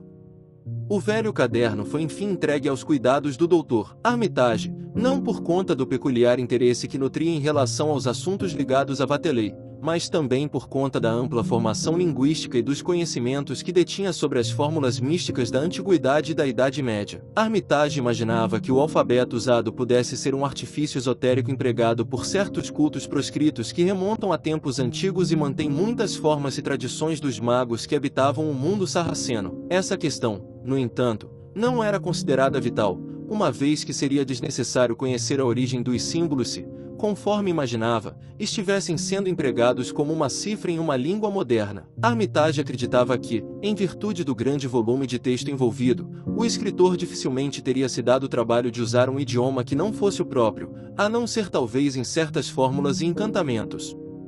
Assim, atacou o manuscrito com a suposição preliminar de que a maior parte do texto estaria em inglês. Devido ao fracasso dos colegas, o Dr. Armitage sabia que a charada era profunda e complexa, e que nenhuma resolução simples devia ser tentada. Durante todo o fim de agosto, preparou-se com a sabedoria acumulada sobre criptografia, explorando todos os recursos da própria biblioteca e penetrando noite após noite nos segredos arcanos do Poligrafia de Tritênio, do De Furtivis Literarum Notis de Jean-Baptiste Porta, do Traité des Chiffres de Divigenere, do Cryptomenesis Patefacta de Falconer, dos tratados do século XVIII escritos por David Thicknesse e de obras escritas por autoridades modernas no assunto, como Blair, von Marten e o Cryptographic de Kluber. Intercalou o estudo desses livros com os ataques ao manuscrito, e passado algum tempo convenceu-se de que estava lidando com o mais sutil e o mais engenhoso de todos os criptogramas, em que diversas listas separadas de caracteres correspondentes são dispostas como em uma tabela de multiplicação e a mensagem constrói-se a partir de palavras-chave conhecidas somente pelos iniciados. Os especialistas antigos mostraram-se bastante mais úteis do que os modernos, e Armitage chegou à conclusão de que o código do manuscrito era de uma antiguidade tremenda, sem dúvida transmitida graças a uma longa tradição de exploradores místicos. Por muitas vezes tinha a impressão de estar prestes a pôr tudo em claro, mas de repente via-se frustrado por algum obstáculo imprevisto. Então, com a chegada de setembro, as nuvens dispersaram-se. Certas letras usadas em certas partes do manuscrito se revelaram de maneira definida e inconfundível, e tornou-se evidente que o texto era de fato em inglês.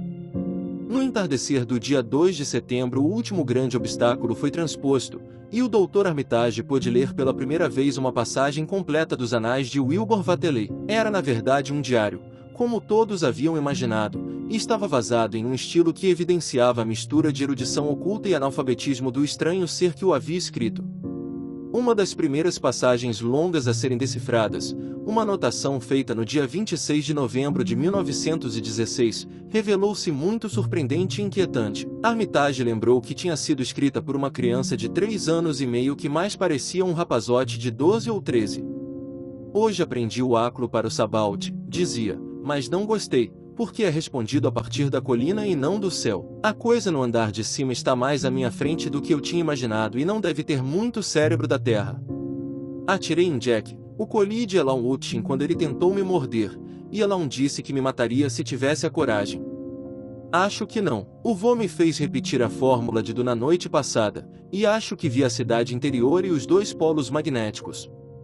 Pretendo ir para esses polos quando a Terra estiver limpa se eu não conseguir fazer a fórmula de Duna funcionar. As criaturas do ar me disseram no sabá que ainda faltam anos para que eu possa limpar a Terra, e acho que o vô já vai estar morto, então eu preciso aprender todos os ângulos dos planos e todas as fórmulas entre YR e NHHNGR. As criaturas siderais vão me ajudar, mas não podem assumir um corpo físico sem sangue humano. A coisa no andar de cima parece que vai ser do tipo certo. Eu consigo ver um pouco quando faço o sinal vorichiano ou sopro o pó de Ibgazi. É parecido com as criaturas da noite de Valpurgis na colina. O outro rosto pode esmaecer um pouco. Tenho curiosidade de saber qual vai ser a minha aparência quando a terra estiver limpa e não houver mais nenhum ser vivo. A criatura que veio com o áculo Sabalt disse que eu posso ser transfigurado e que ainda resta muito trabalho a fazer. Pela manhã o Dr. Armitage estava suando frio de terror, em um verdadeiro frenesi de concentração. Não havia abandonado o manuscrito por um instante, passou a noite inteira sentado à mesa sob a luz elétrica, virando página atrás de página com as mãos trêmulas o mais rápido que conseguia decifrar o texto críptico. Telefonou nervoso para dizer à esposa que não iria para casa, e quando ela levou-lhe o café da manhã mal conseguiu engolir um bocado. Durante o dia inteiro o Dr. Armitage leu, às vezes fazendo pausas enlouquecedoras quando a reaplicação da complexa chave do criptograma se fazia necessária. Levaram-lhe o almoço e o jantar, porém não conseguiu comer mais do que uma fração ínfima de cada um. No meio da noite seguinte, tirou um cochilo na cadeira, mas logo acordou de uma teia de pesadelos quase tão horrenda quanto as verdades e ameaças à existência da humanidade que havia descoberto.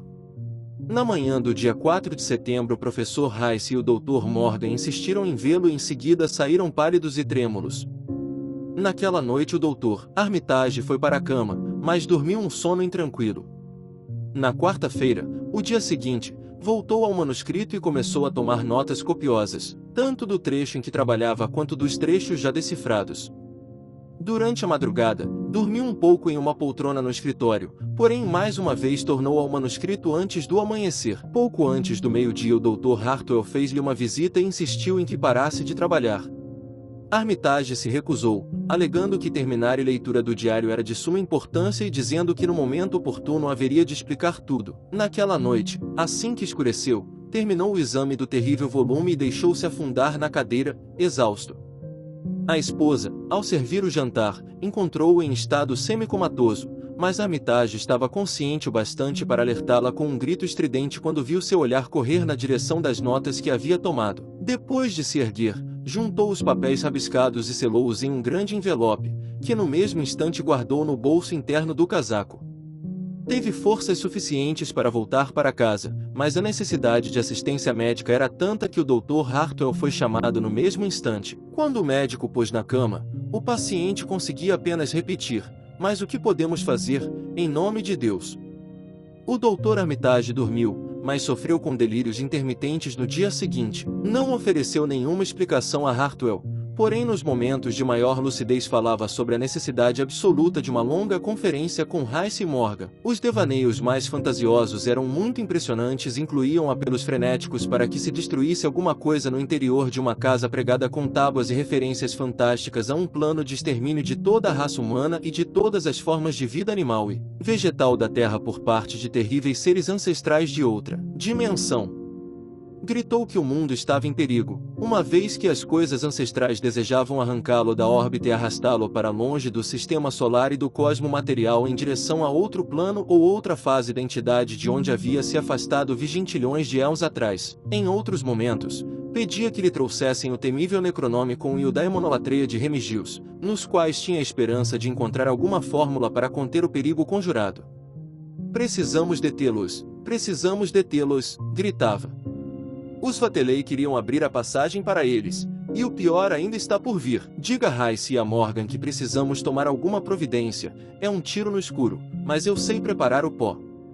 A coisa não se alimenta desde o dia 2 de agosto, quando Wilbur veio morrer aqui, e nesse ritmo, mesmo aos 73 anos, Armitage tinha um físico robusto e curou o distúrbio com uma boa noite de sono, sem apresentar nenhum sintoma de febre.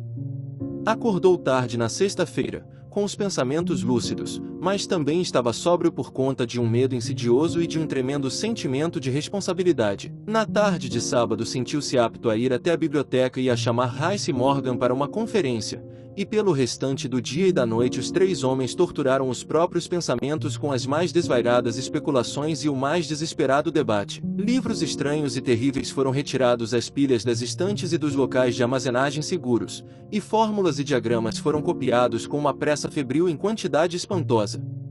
Não se percebia ceticismo algum. Todos os três tinham visto o corpo de Wilbur Vatelei estirado no chão em uma sala daquele mesmo prédio, e após essa experiência nenhum deles tinha a menor inclinação para tratar o diário como o simples delírio de um louco.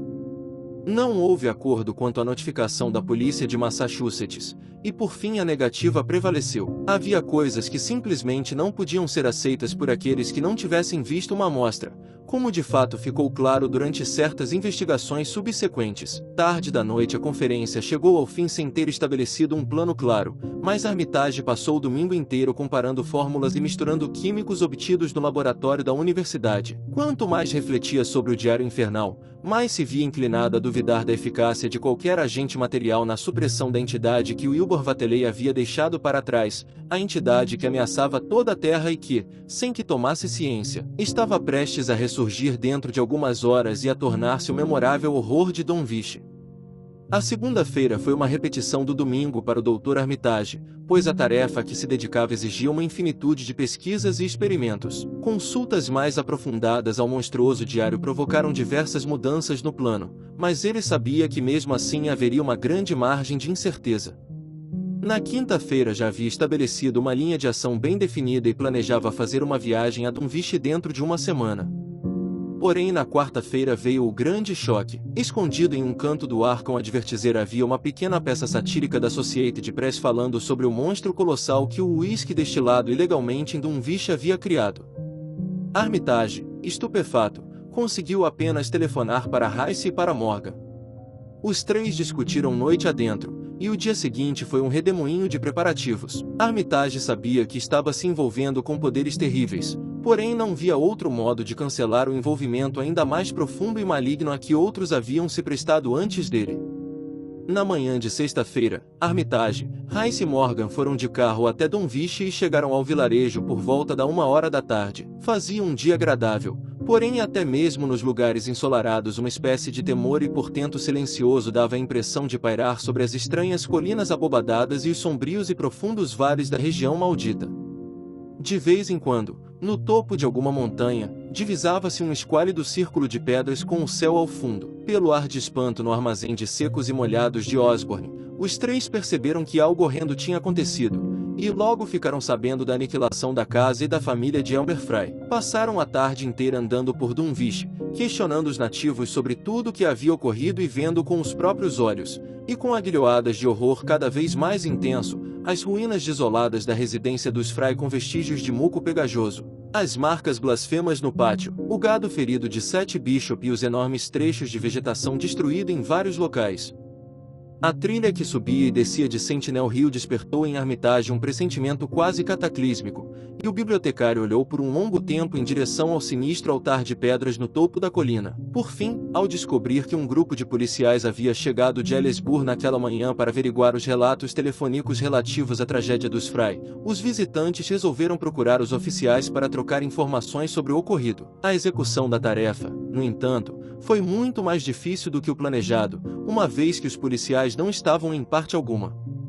Os 5 haviam chegado em um carro, mas naquele instante o carro estava vazio próximo às ruínas no pátio de Fry. Os nativos, que haviam todos conversado com a polícia, de início ficaram tão perplexos quanto Armitage e seus companheiros.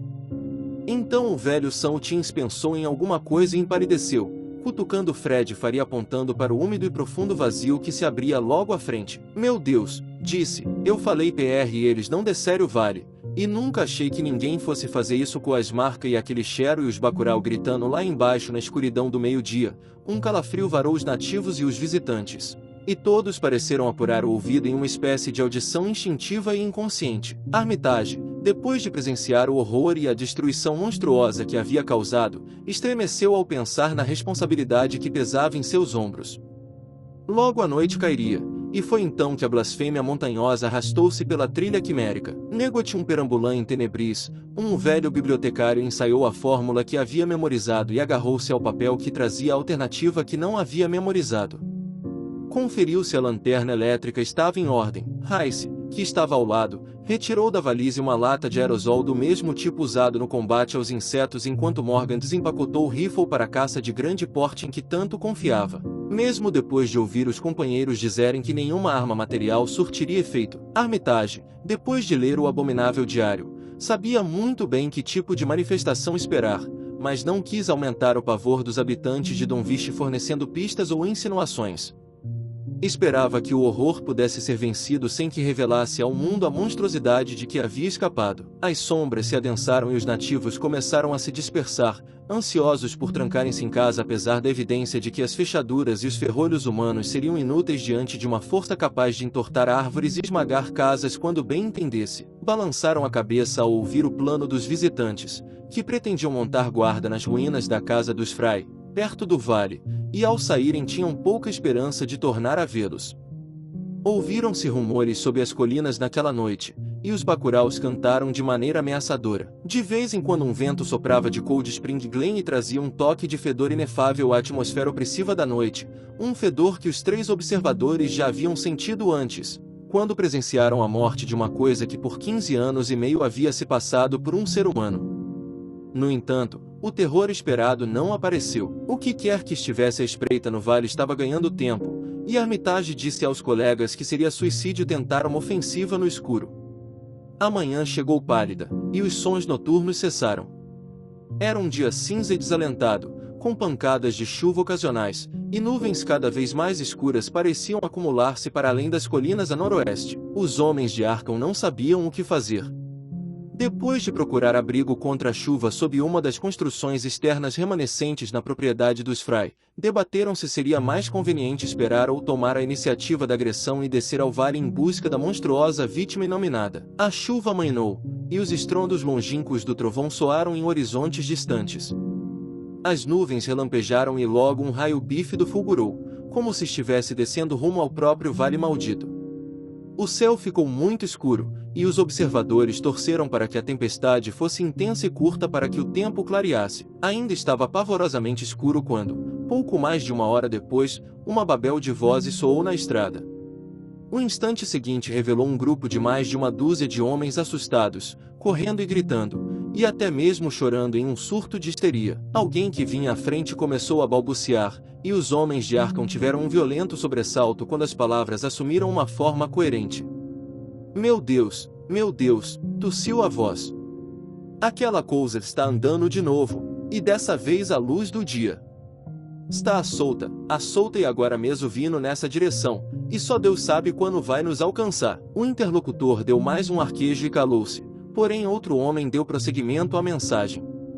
Uma meia hora atrás o telefone do Zebvatelei toco e era a Sra. Corey, esposa do George, que mora perto da bifurcação. Ela disse que o Luther estava trazendo o gado para longe da tempestade depois daquele grande relâmpago quando viu as árvores tudo se entortando na cabeceira do vale, no outro lado, e sentiu o mesmo cheiro horrível que sentiu quando encontrou aquelas marcas na manhã de segunda. E ela conta que ele disse que também ouviu um zunido mais alto do que as árvores e os arbustos podem fazer.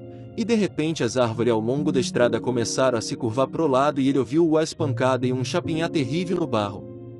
Mas preste atenção, o Luther não viu nada, só as árvores e os arbustos se entortando. Depois mais adiante onde o Bishopsbrook passa por baixo da estrada ele ouviu uns estalos e uns rangido terrível na ponte e disse que o som era de madeira rachando e quebrando. E todo esse tempo ele não viu nada, só as árvores e os arbustos se entortando. E quando os unidos se afastam pela estrada em direção à casa do bruxo Vatelei e da Sentinel Hill, o Luther, ele teve a coragem de subir até o lugar onde tinha ouvido os barulhos pela primeira vez e de olhar para o chão. Estava tudo virado em água e lama, e o céu estava escuro, e a chuva estava apagando as trilhas depressa, mas na cabeceira do vale, onde as árvores tinham se mexido, ele ainda conseguiu ver algumas daquelas pegadas medonhas do tamanho de um barril que nem ele tinha visto na segunda. Nesse ponto o primeiro interlocutor o interrompeu, visivelmente nervoso. Mas agora o problema não é esse, isso foi só o começo. O Zebaki estava chamando as pessoas e todo mundo estava escutando quando um telefonema do Seth Bishop nos interrompeu. A Sally, a criada dele, estava quase tendo um troço. Ela tinha acabado de ver as árvores se entortar na beira da estrada, e disse que estava ouvindo um som pastoso, que nem a respiração e os passos de um elefante indo em direção à casa. Aí ela se levanta e de repente sentiu um cheiro horrível, e disse que o Chanesse começou a gritar que era o mesmo cheiro que tinha sentido nas ruínas da casa dos Vatelei na manhã de segunda. E os cachorros que estavam tudo dando uns latidos e uns ganidos pavoroso. E depois ela soltou um grito horrível e disse que o galpão na beira da estrada tinha recém desmoronado, só que o vento da tempestade não tinha força suficiente para fazer aquilo. Todo mundo ficou escutando, e deu para ouvir várias pessoas assustadas na linha. E de repente a Sally, ela gritou de novo e disse que a cerca da frente tinha se espatifado, mas não se via nenhum sinal do que podia ter feito aquilo. Aí todo mundo na linha pôde escutar o Chaney e o velho Seth Bishop gritando também.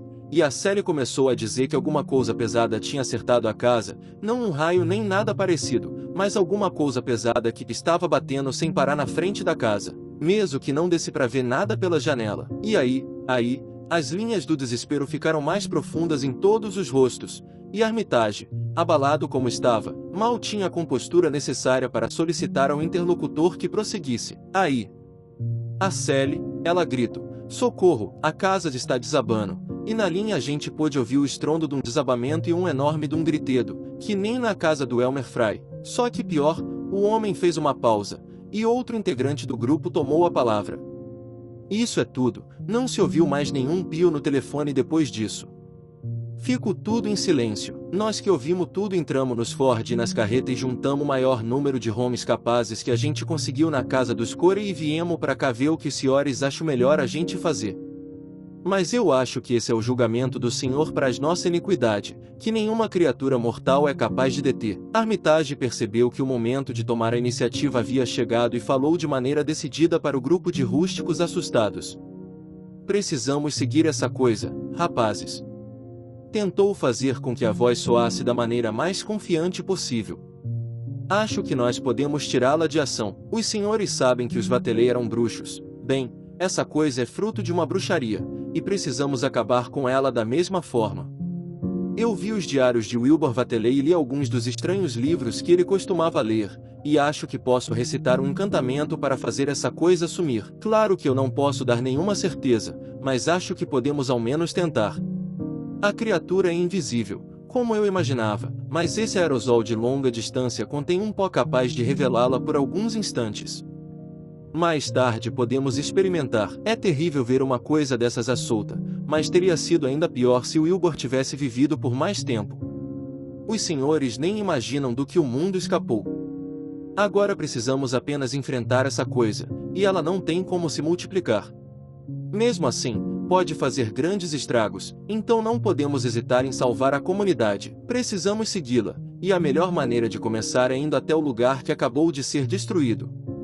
Peço que alguém nos guie até lá. Eu não conheço muito bem as estradas por aqui, mas acredito que exista um atalho por entre as propriedades.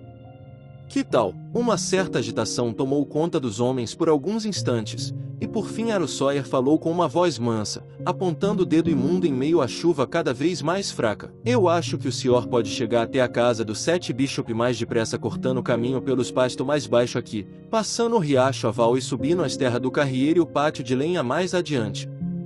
Assim o senhor vai sair na estrada bem perto do terreno do Sete, é só caminhar mais um pouco pro outro lado. Armitage, na companhia de Rice e de Morgan, pôs-se a caminhar na direção indicada, e a maioria dos nativos acompanharam-nos a passos lentos.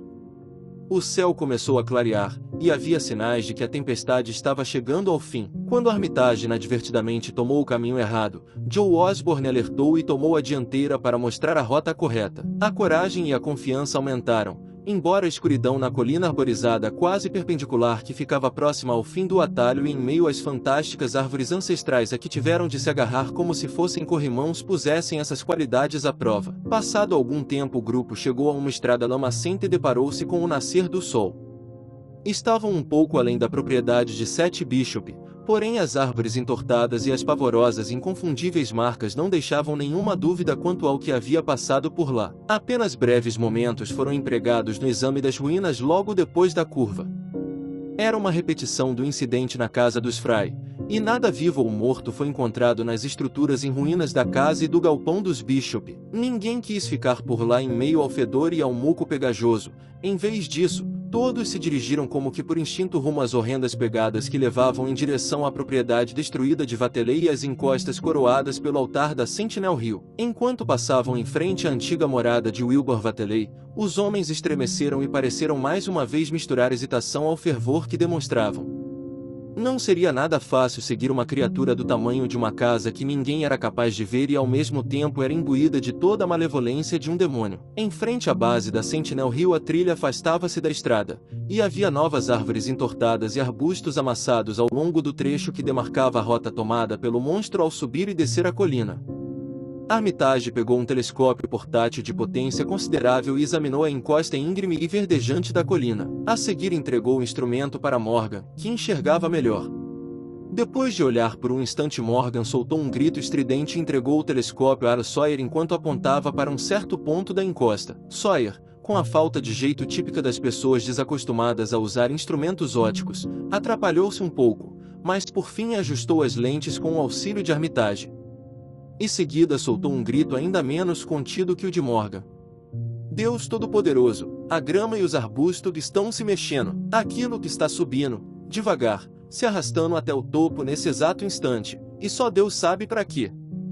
Foi então que a semente do pânico espalhou-se entre os exploradores. Procurar a entidade inominável era uma coisa, porém encontrá-la era um tanto diferente.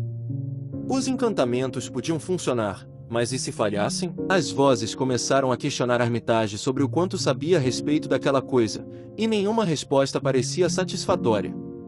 Todos pareciam sentir-se próximos a fases proibidas da natureza e do ser e completamente fora da esfera de experiências humanas salubres. No fim, os 3 homens de Arkham, o velho e barbado Dr. Armitage, o atarracado e grisalho professor Rice e o magro e jovial Dr. Morgan, subiram a montanha sozinhos. Depois de muitas instruções pacientes sobre a utilização e o ajuste do foco, deixaram o telescópio com o assustado grupo que permaneceu na estrada, e enquanto subiam eram vigiados de perto pelos homens encarregados do instrumento. A subida era difícil, e mais de uma vez Armitage precisou de ajuda. Muito acima do grupo uma grande área estremeceu quando a criatura infernal tornou a mover-se com a deliberação de uma lesma. Ficou evidente que os perseguidores estavam mais perto. Curtis Vateley, da linhagem íntegra, estava de posse do telescópio quando o grupo de Arkham desviou radicalmente da trilha. Disse que sem dúvida os homens estavam tentando chegar a uma elevação secundária que sobranceava a trilha em um ponto à frente do local onde naquele instante os arbustos se dobravam. O palpite estava correto, e o grupo foi avistado na elevação secundária pouco tempo após a passagem da blasfêmia invisível. Então Wesley Corey, que havia pegado o telescópio, gritou que Armitage estava preparando o aerosol que Rice tinha na mão, e que algo estava prestes a acontecer. A multidão agitou-se ao lembrar que o aerosol daria ao horror invisível uma forma visível por um breve momento. 2 ou 3 homens fecharam os olhos, mas Curtis Vateley voltou a atenção ao telescópio e forçou a vista ao máximo. Notou que Rice, daquele local favorável acima e atrás da entidade, teria uma excelente chance de espalhar o poderoso pó com o efeito desejado. Os que não tinham acesso ao telescópio viram apenas o lampejo momentâneo de uma nuvem cinzenta, uma nuvem do tamanho de uma construção razoavelmente grande, próximo ao cume da montanha. Curtis, que estava segurando o instrumento, deixou-o cair com um grito cortante no barro que cobria a estrada até a altura dos tornozelos. Cambaleou e teria caído no chão se 2 ou 3 homens não houvessem aparado a queda. Tudo o que pôde fazer foi murmurar a meia voz: "Ah, meu Deus, aquela coisa!" Houve um pandemônio de perguntas, e apenas Henry Wheeler lembrou-se de resgatar o telescópio caído e limpar o barro que o cobria.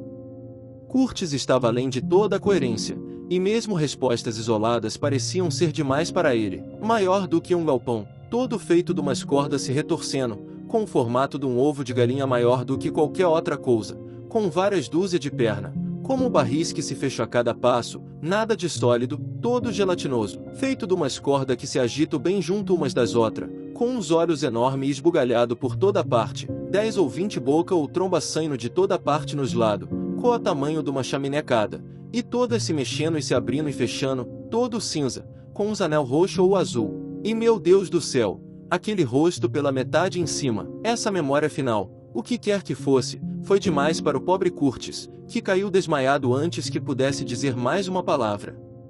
Fred Ferry e Wilkins levaram-no até a beira da estrada e o puseram deitado na grama úmida. Henry Wheeler, com as mãos trêmulas, apontou o telescópio resgatado em direção à montanha para ver o quanto pudesse. Através das lentes discerniu 3 figuras diminutas, que pareciam subir a encosta íngreme em direção ao topo o mais depressa possível. Foi só isso, nada mais. Então todos perceberam um estranho barulho nas profundezas do vale, e até mesmo na vegetação rasteira da própria Sentinel Hill. Era o canto de incontáveis bacuraus, e neste coro estridente uma nota de tensão e de maus agouros parecia espreitar. Aaron Sawyer pegou o telescópio e relatou que as 3 figuras estavam de pé no alto da colina, no mesmo nível do altar de pedra, embora a uma distância considerável. Uma figura, disse, parecia erguer as mãos acima da cabeça em intervalos rítmicos, e quando Sawyer mencionou essa circunstância a multidão acreditou ter ouvido um som fraco e semi-musical ao longe, como se um cântico estivesse sendo entoado para acompanhar os gestos. A bizarra silhueta no pico distante deve ter sido um espetáculo grotesco e impressionante ao extremo, mas nenhum observador apresentava inclinações à apreciação estética naquele instante. "Acho que ele está proferindo um encanto", sussurrou Wheeler enquanto retomava o telescópio. Os bacuraus cantavam desesperados e em um curioso ritmo irregular muito diferente daquele que acompanhava o ritual visível. De repente os raios do sol pareceram enfraquecer sem a interferência de qualquer nuvem. Foi um fenômeno muito peculiar notado por todos. Um rumor parecia soar por baixo das colinas, estranhamente misturado a um rumor no mesmo ritmo que sem dúvida vinha do céu. O céu relampejou, e a multidão estarrecida procurou em vão os sinais da tempestade. Logo os cânticos dos homens de Arkham podiam ser ouvidos com clareza, e Wheeler viu através do telescópio que estavam todos erguendo os braços no ritmo de um encantamento. De alguma propriedade longínqua veio o latido frenético de cães. A mudança na qualidade da luz do dia ficou ainda mais acentuada, e a multidão ficou olhando para o horizonte tomada de espanto. Uma escuridão arroxeada, nascida de um escurecimento fantasmagórico no azul do céu, abateu-se sobre as colinas rumorejantes. Então o céu relampejou mais uma vez, com ainda mais intensidade, e a multidão imaginou ter visto uma certa nebulosidade em volta do altar de pedra nas alturas distantes. Ninguém, contudo, estava usando o telescópio naquele momento. Os bacuraus continuaram com a pulsação irregular, e os tensos homens de Don Viche prepararam-se para enfrentar a ameaça imponderável com que a própria atmosfera parecia estar saturada. Sem nenhum aviso vieram os sons profundos, ribombantes e fragorosos que jamais hão de abandonar a lembrança do fatídico grupo que os ouviu. Não vinham de nenhuma garganta humana, pois os órgãos do homem não são capazes de tais perversões acústicas. Pareceriam ter vindo do próprio abismo se não fosse tão evidente que a fonte dos estrondos era o altar de pedra no alto da colina. Seria quase um equívoco chamar aquilo de som, uma vez que o timbre espectral e infragrave falava mais às sedes nebulosas da consciência e do terror do que propriamente ao ouvido, e no entanto é necessário proceder assim, uma vez que, de maneira vaga mas inquestionável, tomava a forma de palavras semi-articuladas. Eram palavras estrondosas como os rumores e o trovão que ecoavam, porém não vinham de nenhuma criatura visível. E, como a imaginação fosse capaz de sugerir uma fonte conjectural no mundo das criaturas invisíveis, a multidão amontoada na base da montanha amontoou-se ainda mais e se enrijeceu como estivesse prestes a receber um golpe. Ignaí, THFLTHKHnaga. Yog-Sothoth, rouquejava o terrível crocitar vindo do espaço. YBTHNK, HEI, NGRKDLLH.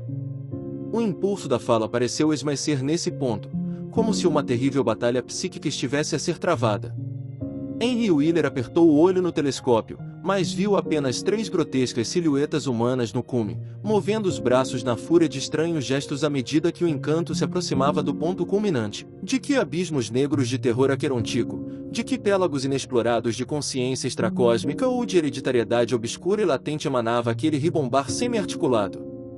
No instante seguinte, a voz pareceu recobrar a força e a coerência enquanto se aproximava de um desesperado, supremo e derradeiro frenesi. Eiaiaiaiaha, eiaiaiaiaha, NGHAA, NGHAA, HIU, socorro.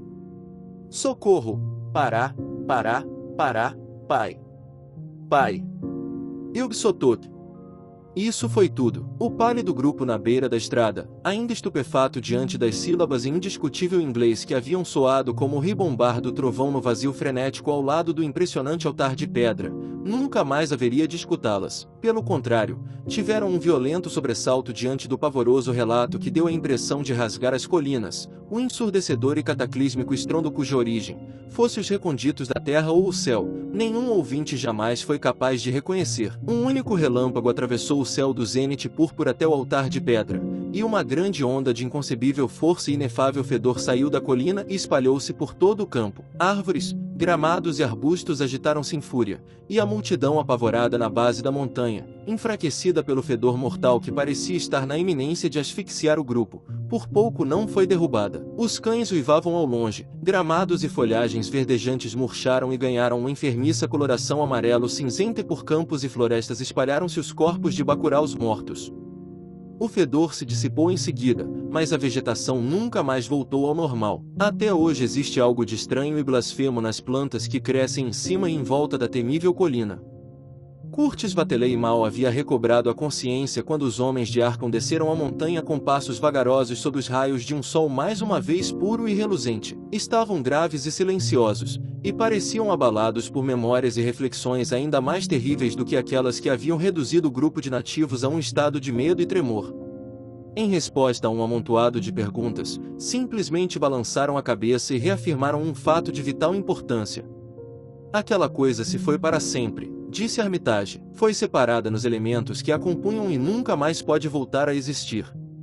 Era uma existência impossível em um mundo normal. Apenas uma fração ínfima era constituída de matéria da maneira como a conhecemos. Parecia-se muito com o Pai, e em boa parte retornou a ele em alguma esfera ou dimensão vaga para além do universo material, algum abismo vago de onde apenas os mais profanos ritos de blasfêmia humana poderiam tê-lo chamado por um instante fugaz até as colinas. Fez-se um breve silêncio, e nesse intervalo os sentidos atordoados do pobre Curtis Vateley começaram a se reorganizar em um sistema coeso, e o homem levou a mão à cabeça com um gemido. A memória deu a impressão de recompor-se a partir do último momento de consciência, e o horror da visão que o havia prostrado tornou a invadi-lo. Ah, meu Deus! Aquele rosto pela metade, aquele rosto com os olhos vermelhos e os cabelos albino ondulado, e sem queixo, que nem os Vateley. Era a espécie de polvo, de centopeia, de aranha, mas em cima tinha um rosto pela metade que parecia o do bruxo Vateley. Só que com vários metros de largura, o homem deteve-se exausto enquanto o grupo de nativos o encarava em um estado de confusão ainda não cristalizado em um novo terror. Apenas o velho Zebulon Vateley, que tinha recordações erráticas de coisas antigas mas que até então permanecia calado, ergueu a voz. Há 15 anos atrás, resmungou, eu escutei o velho Vateley dizer que um dia nós ainda ia ouvir o filho da Lavigne gritar o nome do pai no alto da Sentinel Hill, porém Joe Osborne o interrompeu para fazer mais uma pergunta aos homens de Arkham. O que era aquela coisa afinal de contas, e como é que o jovem bruxo Vateley conseguiu invocá-la do nada? Armitage escolheu as palavras com cuidado. Aquilo era, digamos que em boa parte era uma força que não pertence à nossa dimensão no espaço, uma força que age, cresce e se molda segundo leis diferentes daquelas que regem a nossa natureza. Não temos por que invocar essas coisas de longe, e apenas pessoas vis e cultos maléficos se envolvem com isso. O próprio Wilbur Vateley tinha um pouco dessa força, o suficiente para transformá-lo em um demônio precoce e fazer com que seu ocaso fosse uma visão pavorosa. Pretendo queimar o diário maldito que deixou para trás, e se os senhores forem prudentes hão de dinamitar aquele altar de pedra lá em cima e desmanchar todos os círculos de pedra nas outras colinas. Foram coisas como aquelas que trouxeram essas criaturas que os Vateley tanto admiravam, criaturas invocadas para aniquilar a raça humana e arrastar a Terra rumo a algum lugar inefável para algum propósito inefável. Quanto à coisa que acabamos de despachar, os Vateley a criaram para desempenhar um papel terrível em tudo que estaria por vir. Cresceu depressa e atingiu um tamanho enorme pelo mesmo motivo que levou Wilbur a crescer depressa e atingir um tamanho enorme, porém acabou ainda maior porque continha mais elementos de estranheza cósmica. Não há motivo para perguntar como Wilbur a invocou do nada.